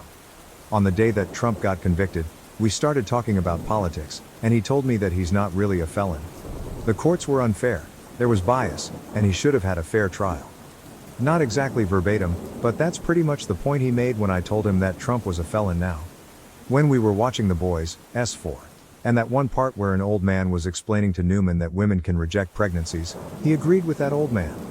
When I explained to him that that's not how women work, he apologized to me, but I was still absolutely surprised that he didn't even understand such a basic thing about women. He has a sister, so it's not like he grew up without women in his life. We had a conversation about immigration, and he told me that all immigrants should be immediately deported. I told him that myself and my family are immigrants, and if that meant he wanted US to be deported, to which he said, but you guys are legal. I'm talking about the illegal ones. I told him that this type of rhetoric makes me feel unsafe, and the conversation kinda just ended there. When we were having a conversation about the Trump-Epstein relationship, he told me that it was all a conspiracy and that Trump isn't the type of person to do that. I brought up a bunch of examples of Trump being a predator, the pussy grabber stuff, heckling a 10-year-old, the creepy comments about his daughter, the flight logs, making the point that while being guilty by association isn't a thing, the other instances of him being a predator make this seem a lot more plausible. He told me that Trump never did any of that. And in a way, that kinda broke the camel's back for me, because I myself am a victim of sexual assault. And the nasty thought occurred to me that if I ever got assaulted, he probably wouldn't even believe me. That he is standing behind someone I consider a rapist means that he condones Trump's actions, and by extension, the actions of the man who assaulted me. I don't know how he, who grew up with women, and has a girlfriend, who he is fully aware of is Hispanic and an immigrant, has LGBTQ+ friends, and states that he loves people like me and his family, can even stand behind something like that. It makes me wonder if there's a side of him that he hasn't revealed to me yet, because this is a new relationship. And that makes me extremely uncomfortable. I'm asking if I WBTAH for telling him that this gives me the ick, because my own family is telling me that I shouldn't let politics get in the way of my relationship.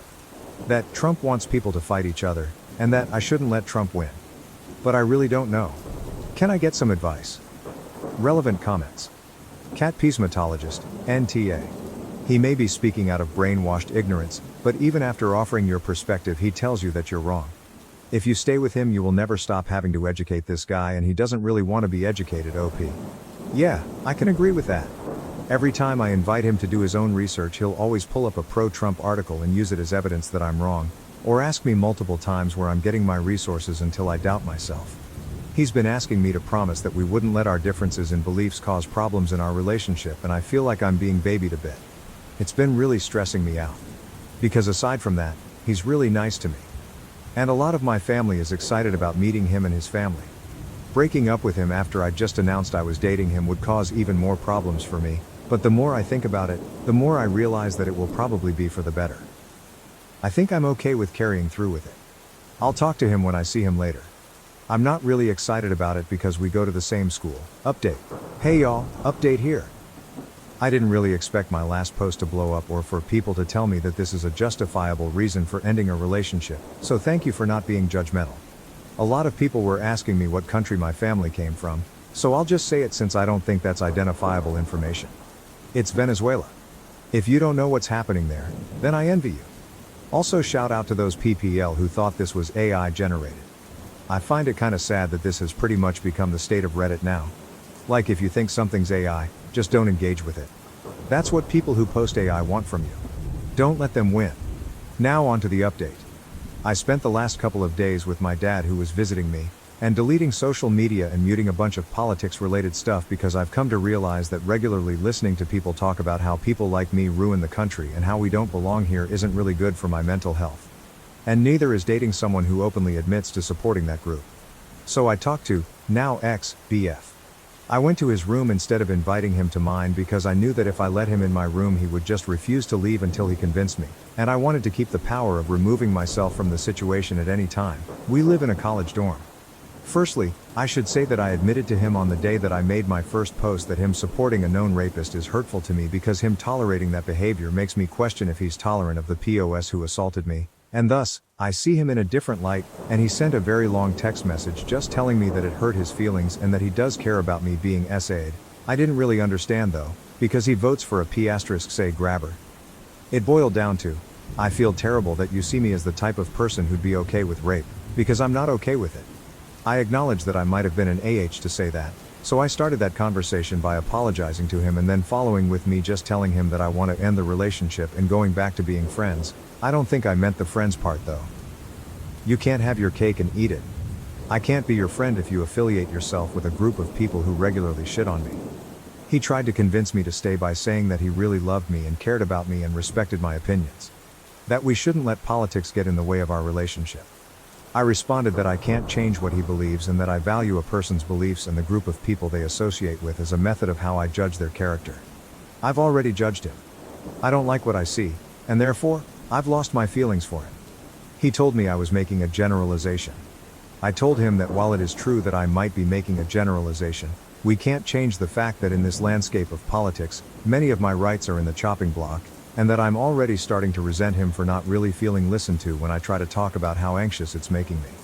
He told me that none of that stuff is going to happen, and that our different opinions shouldn't get in the way of our relationship. That he's voting for T**ump because he thinks he can fight inflation and cares about military members. I told him that while I can list a million reasons why that isn't true, that isn't relevant to the conversation. He then said that all his other relationships never consisted of talking about politics and that this was ridiculous. I pretty much told him that he can't have his cake and eat it. I can't date someone who associates with people who give me trouble, and that this won't be sustainable. Ending is better for the both of us. I realized that this conversation was going nowhere and decided to just leave. I told him to just give up on it already before leaving. He kept asking me to stay while he thought about what to say, but I didn't. I'm just done. I don't really feel sad. I feel so relieved. I'm going to leave social media for a while and just focus on myself for a while. I'm going to therapy too. I'll stick around to read your comments. IDK how much longer I'll be able to respond though. If I go radio silent, then just take that as a sign that I'm no longer on this app. Have a nice day. Relevant comments, Mame Dennis 1974, NTA. You don't break up with him because he gives you the ick. His support of a racist and homophobic convicted felon does not align with your values. It's not a quirky little thing. Like disagreeing on a choice of music or what team to root for in a game. BDW, He may claim to have all these diverse friends, but I can assure you that they do not consider him their friend with views like this. Anyone in your family's opinion about your relationship does not matter here. They aren't dating him. You are. The fact that you point out to him how you are an immigrant too, and that doesn't seem to register at all to him. Honey, he's in a cult. There's no saving him, OP. You pretty much summed up my exact thoughts on why his gay friend doesn't want to hang out with him anymore. I found out recently that there's a bit of a rift in their relationship, and I didn't even start thinking about why until I learned more about him. Gosh, everyone's burning bridges. Change my view. Muting mics. During Biden-Trump debates may unintentionally disadvantage Biden by masking Trump's interruptions and disrupting Biden's responses. Biden and Trump are scheduled to debate. A lot of people are praising this as a win generally, but especially for Biden because it will stop Trump from interrupting Biden during his responses. I do not think that is right. In fact, I believe muting the microphones will benefit Trump much more than Biden. Muting someone's microphone when it is not their turn to respond does not stop interruptions. It only stops the audience from hearing it. Consider this. Biden is answering a question posed to him. Meanwhile, Trump is talking and rambling over Biden. If Biden gets distracted by this, as any reasonable person would, then this could very easily throw off Biden's response. However, to the wider audience who cannot hear Trump's interruptions, it will simply look like Biden is stammering, stuttering, or otherwise, too old. Especially in an era where sound bites and TikToks drive political perceptions, this could end up looking really bad for Biden. I realize Biden could also employ this kind of tactic, but it is simply not his debate style. Trump's debate style, on the other hand, is very suited for this kind of tactic. There could be ways to mitigate this though. Part of the debate rules could include a requirement that both candidates are visible at all times, like in a picture-in-picture format, or the two could be physically separated, like being televised in different rooms. However, I think that on its own, the rule to mute microphones for the person not responding will mostly benefit Trump in the debates. I would like to believe that the political debates are as fair as possible, so please change my view. Edit. This was fun. I appreciate all the discussions. Well, maybe not all of them, but most of them. I have given out a few deltas based on the discussions. Firstly, past debates have shown both candidates on screen for the vast majority of the time, even when only one candidate is responding to a debate prompt. While I still think the overall effect of a muted microphone could benefit Trump more, I recognize that this fact does mitigate some of the impact on Biden. Additionally, muted microphones would introduce a new debate format, and the interruptions would be more akin to the disruptions Biden experienced during the State of the Union. Although I still believe the overall impact favors Trump, seeing that Biden can react better under pressure when he is the only one with the microphone, provides evidence that the risk to Biden is not as significant as I originally thought.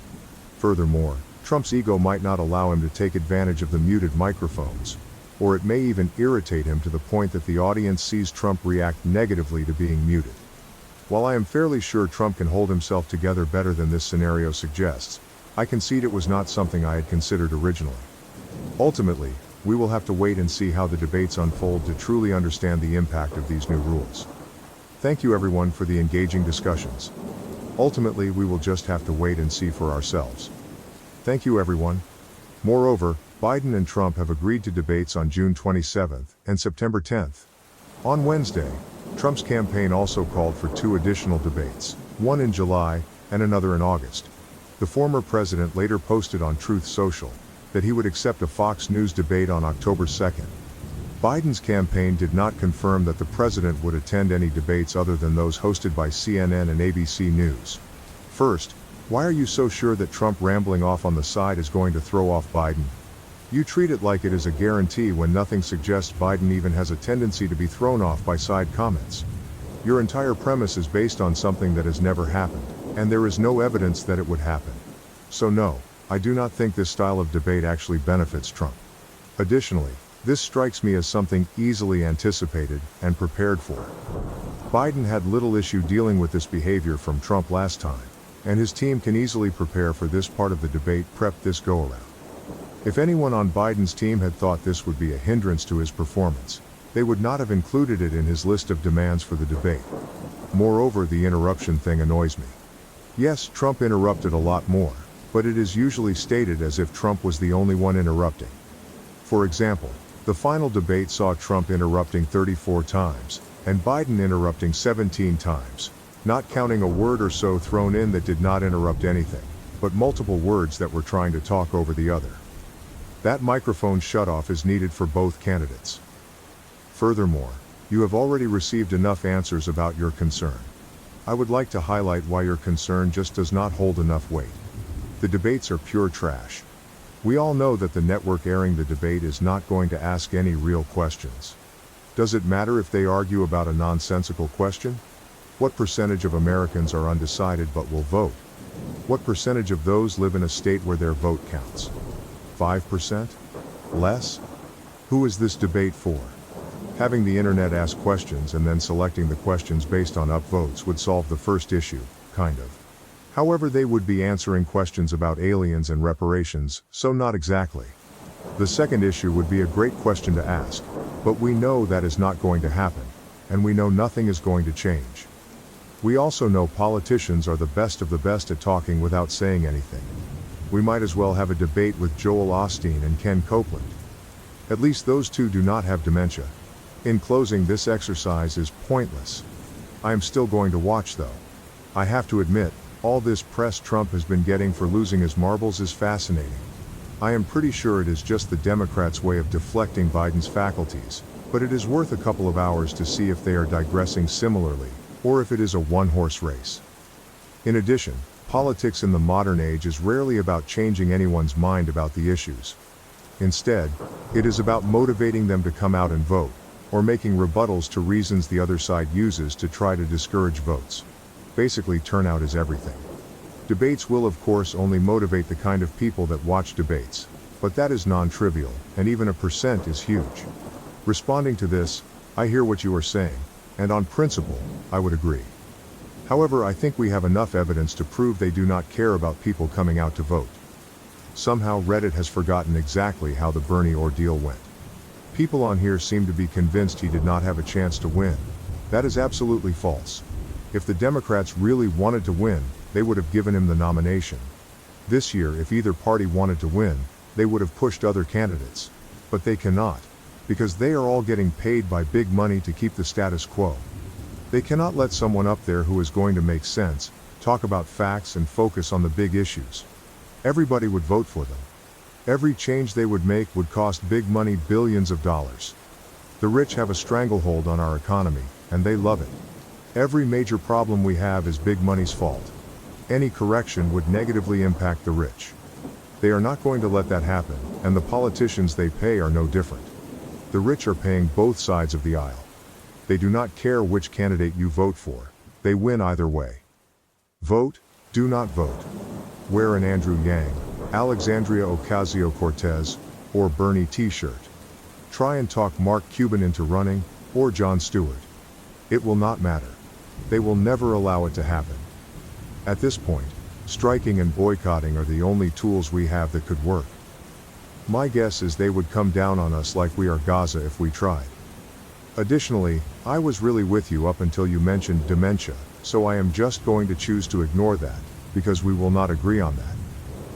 I do agree though that the debates are not great. However, with the system we have now, and the level of engagement with eligible voters, sometimes having a debate to help drive voters' perception of you is important. It sucks, but it is all we have right now until there is a significant cultural shift in how eligible voters view political participation. A sort of AMA for each candidate is interesting, but it does not carry the same punch that a debate has.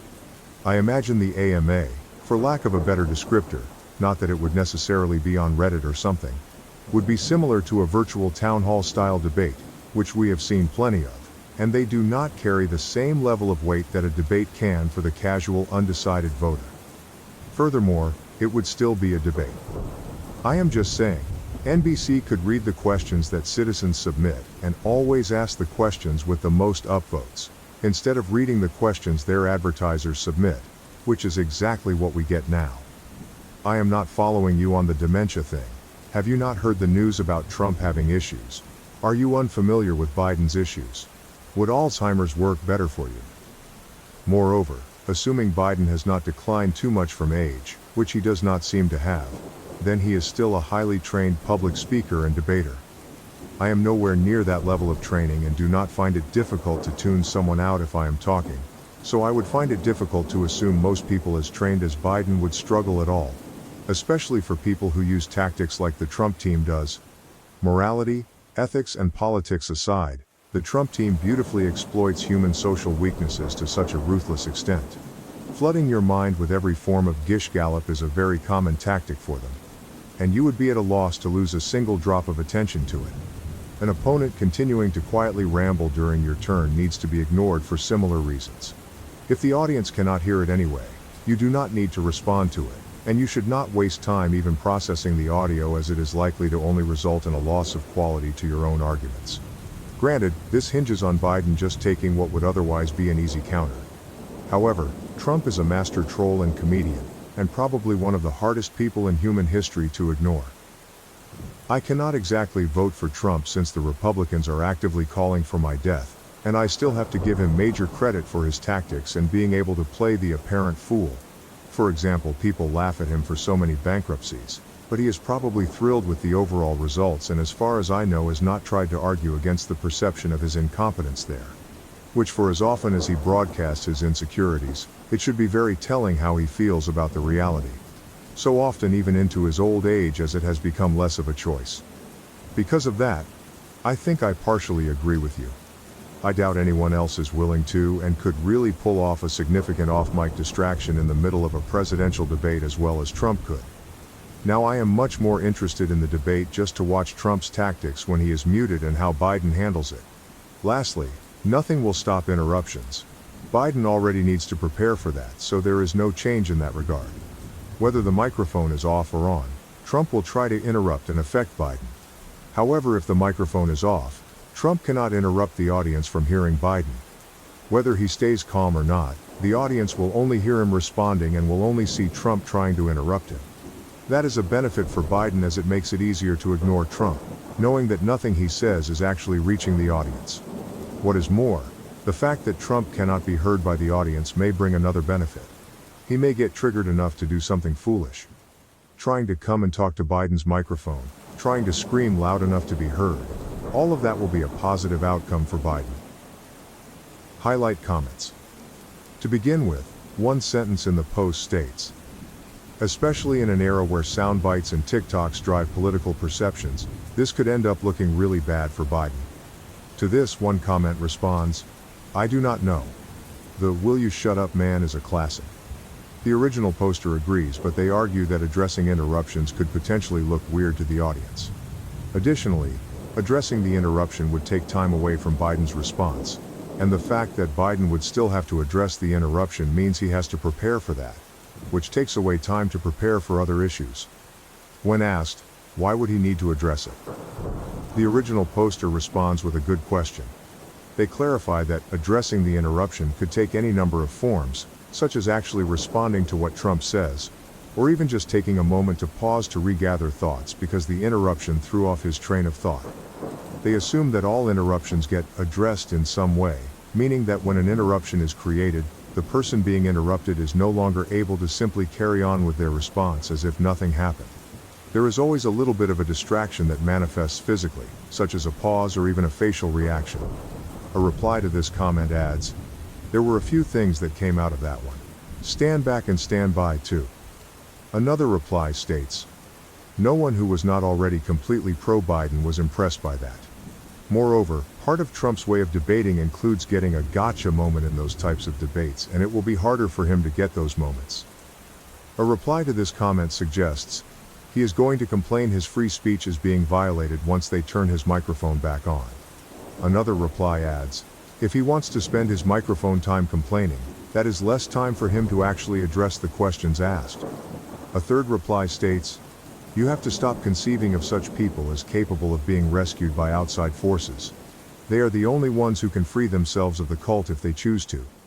The only thing the rest of us can do is stop pretending cultists are serious people with a coherent political outlook and focus on moving less entrenched voters one step further towards sanity and caring about governing on policy concerns instead of just vice signaling buzzwords. The original poster responds, "That is a reasonable take. But still, I am not so confident that this rebalances the equation, and that the negative impact on Biden is still greater than the negative impact on Trump. You might be able to convince me if we dive into this further." To answer this, someone explains that Trump's debate tactic is to confuse the other parties and push his own agenda while cutting the other candidates, to get good publicity and clips spread over the internet of how he owned the other side. They see the microphone mute as a disadvantage because he will not be able to cut Biden during his points, which will allow Biden to pass his points clearly.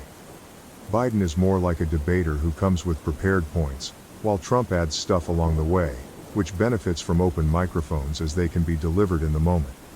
Additionally, another commenter questions, "Why are you so sure that Trump rambling off on the side is going to throw off Biden?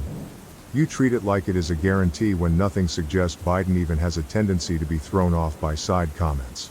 Your entire premise is based on something that has never happened, and there is no evidence that it would happen. So no, I do not think this style of debate actually benefits Trump." The original poster replies, "I mean, these two have already had multiple debates together, with Biden getting thrown off by Trump's interruptions several times. A link on YouTube, I will update it in the comment below. There is my evidence. Do you have any evidence contrary to this?" Someone responds, "You are comparing being talked over by someone else with a live microphone, versus being thrown off by someone chirping on the sideline in your earshot. Those are apples and oranges. If you want a more apt comparison, then use Biden's response to being heckled at the State of the Union. That is what you are suggesting is going to throw Biden off his game, not Trump with a live microphone interrupting Biden." A reply to this states, "Because Biden is a stumbling fool, even when he has a teleprompter and a captive audience. He is going to be a mess whether there are interruptions or not. Pure comedy if he was not the leader of the free world. It is really elder abuse at this point." Furthermore, another comment observes, "This strikes me as something easily anticipated and prepared for. Biden had little issue dealing with this behavior from Trump last time, and his team can easily prepare for this part of the debate prep this go-around. If anyone on Biden's team had thought this would be a hindrance to his performance, they would not have included it in his list of demands for the debate." A reply to this asserts, "Bro, you are talking about the same Biden team that has messed everything up in a row for 4 years straight? Yeah. I do not think they think things through as well as you would expect. Even in the 2020 election, Biden did not win as much as Trump lost. People were already hating everything about the guy and would choose anyone over him. That someone became Biden because his slowness and lack of awareness was a strength when put with Trump. He did not get pissed and react as much as Trump wished he did, because he did not understand what was going on to begin with. He was not prepared to win. He simply had insane weaknesses that paired well with Trump's style. All Trump has to do is make adjustments. Biden is going to do it exactly the same as in 2020 because that was just him being him, slow and forgetful. Also, Trump has shown he can learn very well from the past, while Biden has persistently ignored it in every policy, decision, and discussion. I mean, the guy is a vegetable. I do not know why people give him and his team so much credit. That is why many people always underestimate Trump simultaneously. Democrats have made the exact same mistakes that they did in 2016 with regard to Trump. They have fallen into his trap all the same. Their efforts have backfired just like they did in 2016 because they are the same exact efforts. So no, I do not think it is reasonable to have much expectation from Biden's team in this election or ever."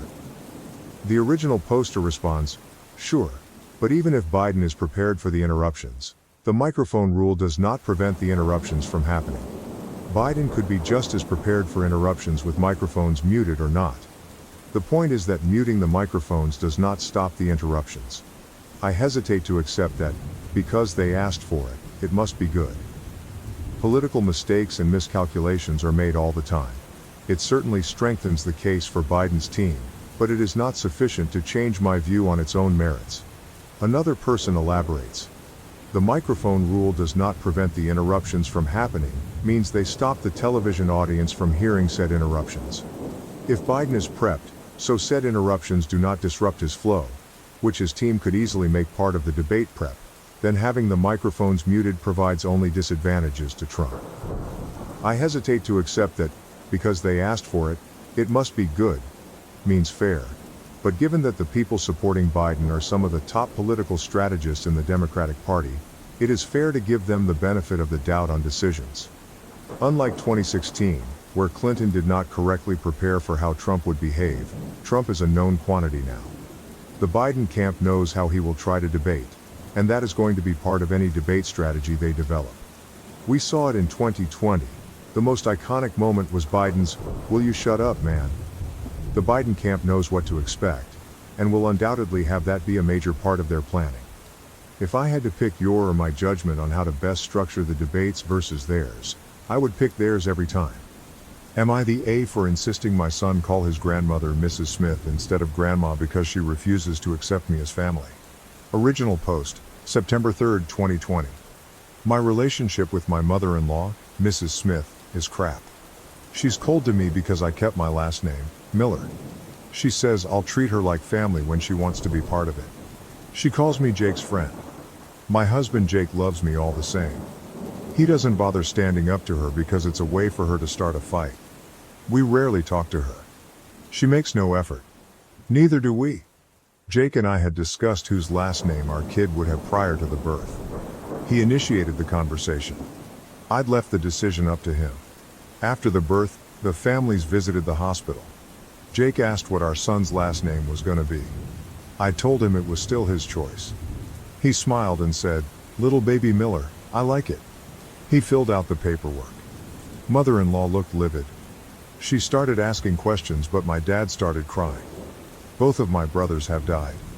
Dad has never mentioned it, but I know passing the last name down makes him happy.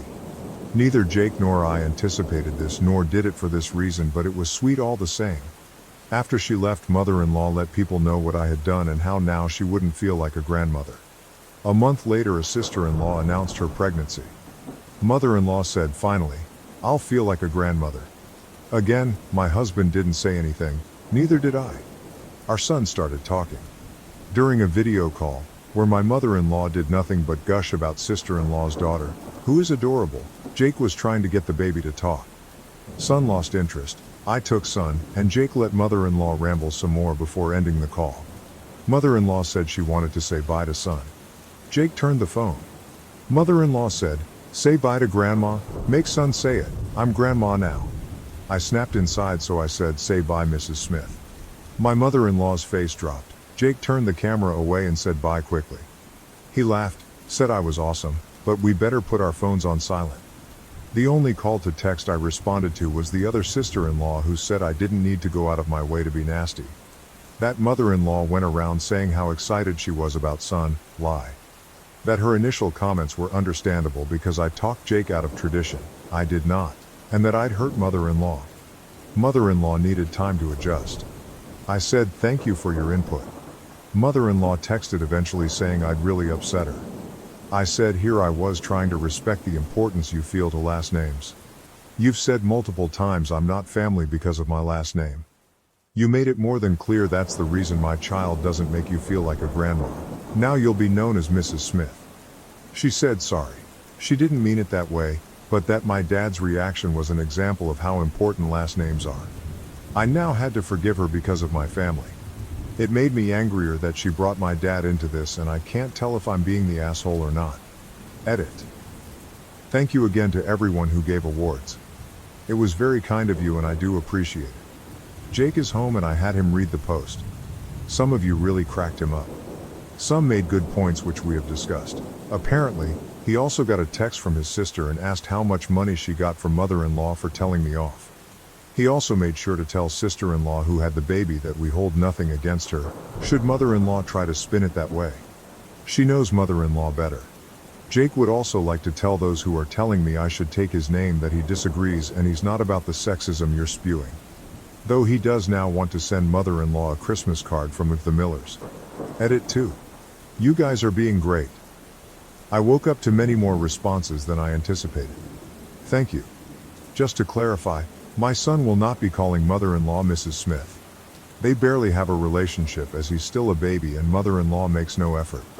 After some discussion, Jake is going to take time to figure out what he wants from mother-in-law and if he thinks that's possible. Relevant comments. Commenter 1. Can I just say your marriage sounds great? The way you wanted the baby's last name to be his choice and he chose yours. There's so much love and respect here. Also, I like how he stands by your side in his mother's nonsense. You both are awesome.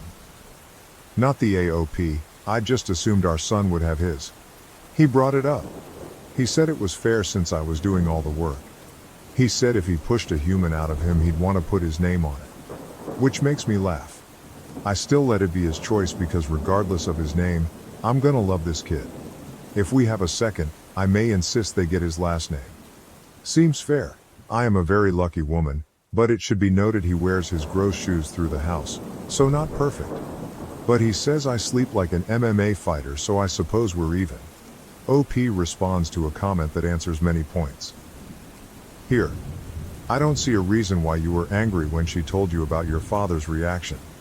Seems a pretty valid point, the importance that the last name has for your father and her. This observation doesn't excuse her actions, but still a good point. I mean, for what you have said seems like your dad would have made some nasty comments, but his crying shows how important it is for some people. Mother-in-law divorced the man whose last name she took. It wasn't even her original name. And she has another son who's going to have kids. My husband wasn't her only option. And my father lost 2 sons. My dad's reaction comes from a very different emotional place. And frankly, he knew he wasn't entitled to it. He simply appreciates it. Even father-in-law didn't care. And again, this decision was made by my husband, with my full support. Why isn't she mad at him? I'm not sure if this is how you should say it, taste of her own medicine. It was a good move to show her how unrespectful she was doing the same, and calling her by her last name was a good move indeed. But now that she is taking accountability, I think that's the word, it would be a jerk move to keep calling her in that way. Maybe you can use this to put boundaries to her actions, so it would be smart to get an agreement instead of keeping the last name war. I'm not going to keep calling her that. I'm currently discussing with my husband what we should do. Verdict, not the asshole. Update October 23, 2020. Jake and I appreciated all the support. Though Jake wants the direct messengers to know that he's okay with me taking his balls because he loses everything anyway. This brought him a good chuckle before the serious talk.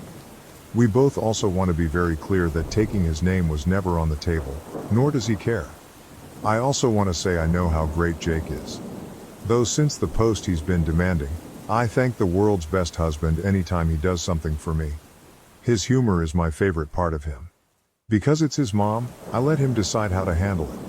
We both agreed that our son would obviously know mother-in-law as his grandma, but he wouldn't have a relationship with her unless she addressed the blatant favoritism. That conversation did not go well. She denied having favorites, lied about pretty much everything, then told me the compromise she was willing to make was that if she had to accept me for who I am, being that I kept that name, I'd have to accept her for who she is. I didn't respond before Jake ripped into her about how she didn't get to make demands. That she was critical of me, assumed things that he already told her weren't true. That this conversation was happening because we didn't accept who she was. He said if he ever heard her make another comment about the Miller last name, he'd take it. She started crying about losing her family and he hung up. One sister-in-law, who is mother-in-law's favorite child, sent me a nasty message including the line, "I wonder if your dead brother would be happy if you used him to break mother-in-law's heart." I sent the screenshot to mother-in-law and said, "Call off your dog or I'll take her to the pound." I have sent a screenshot of that to anyone who has tried to question me. If they tried to defend mother-in-law or sister-in-law, I blocked them. Word got around quickly about this, and now sister-in-law is all but cut out of father-in-law's side of the family. Even father-in-law has come down on her hard. Sister-in-law is desperately trying to apologize and fix this. She even allowed Jake to read everything mother-in-law sent to her about my last name. I tried to read some of it but stopped. I don't want to be angry. I'm taking time to decide how to handle this. I am happy to be done with mother-in-law. She never really bothered me. It does take a lot to get to me. But I don't want her behavior and attitudes being normalized with my son. I wasn't prepared for motherhood to have such a strong effect.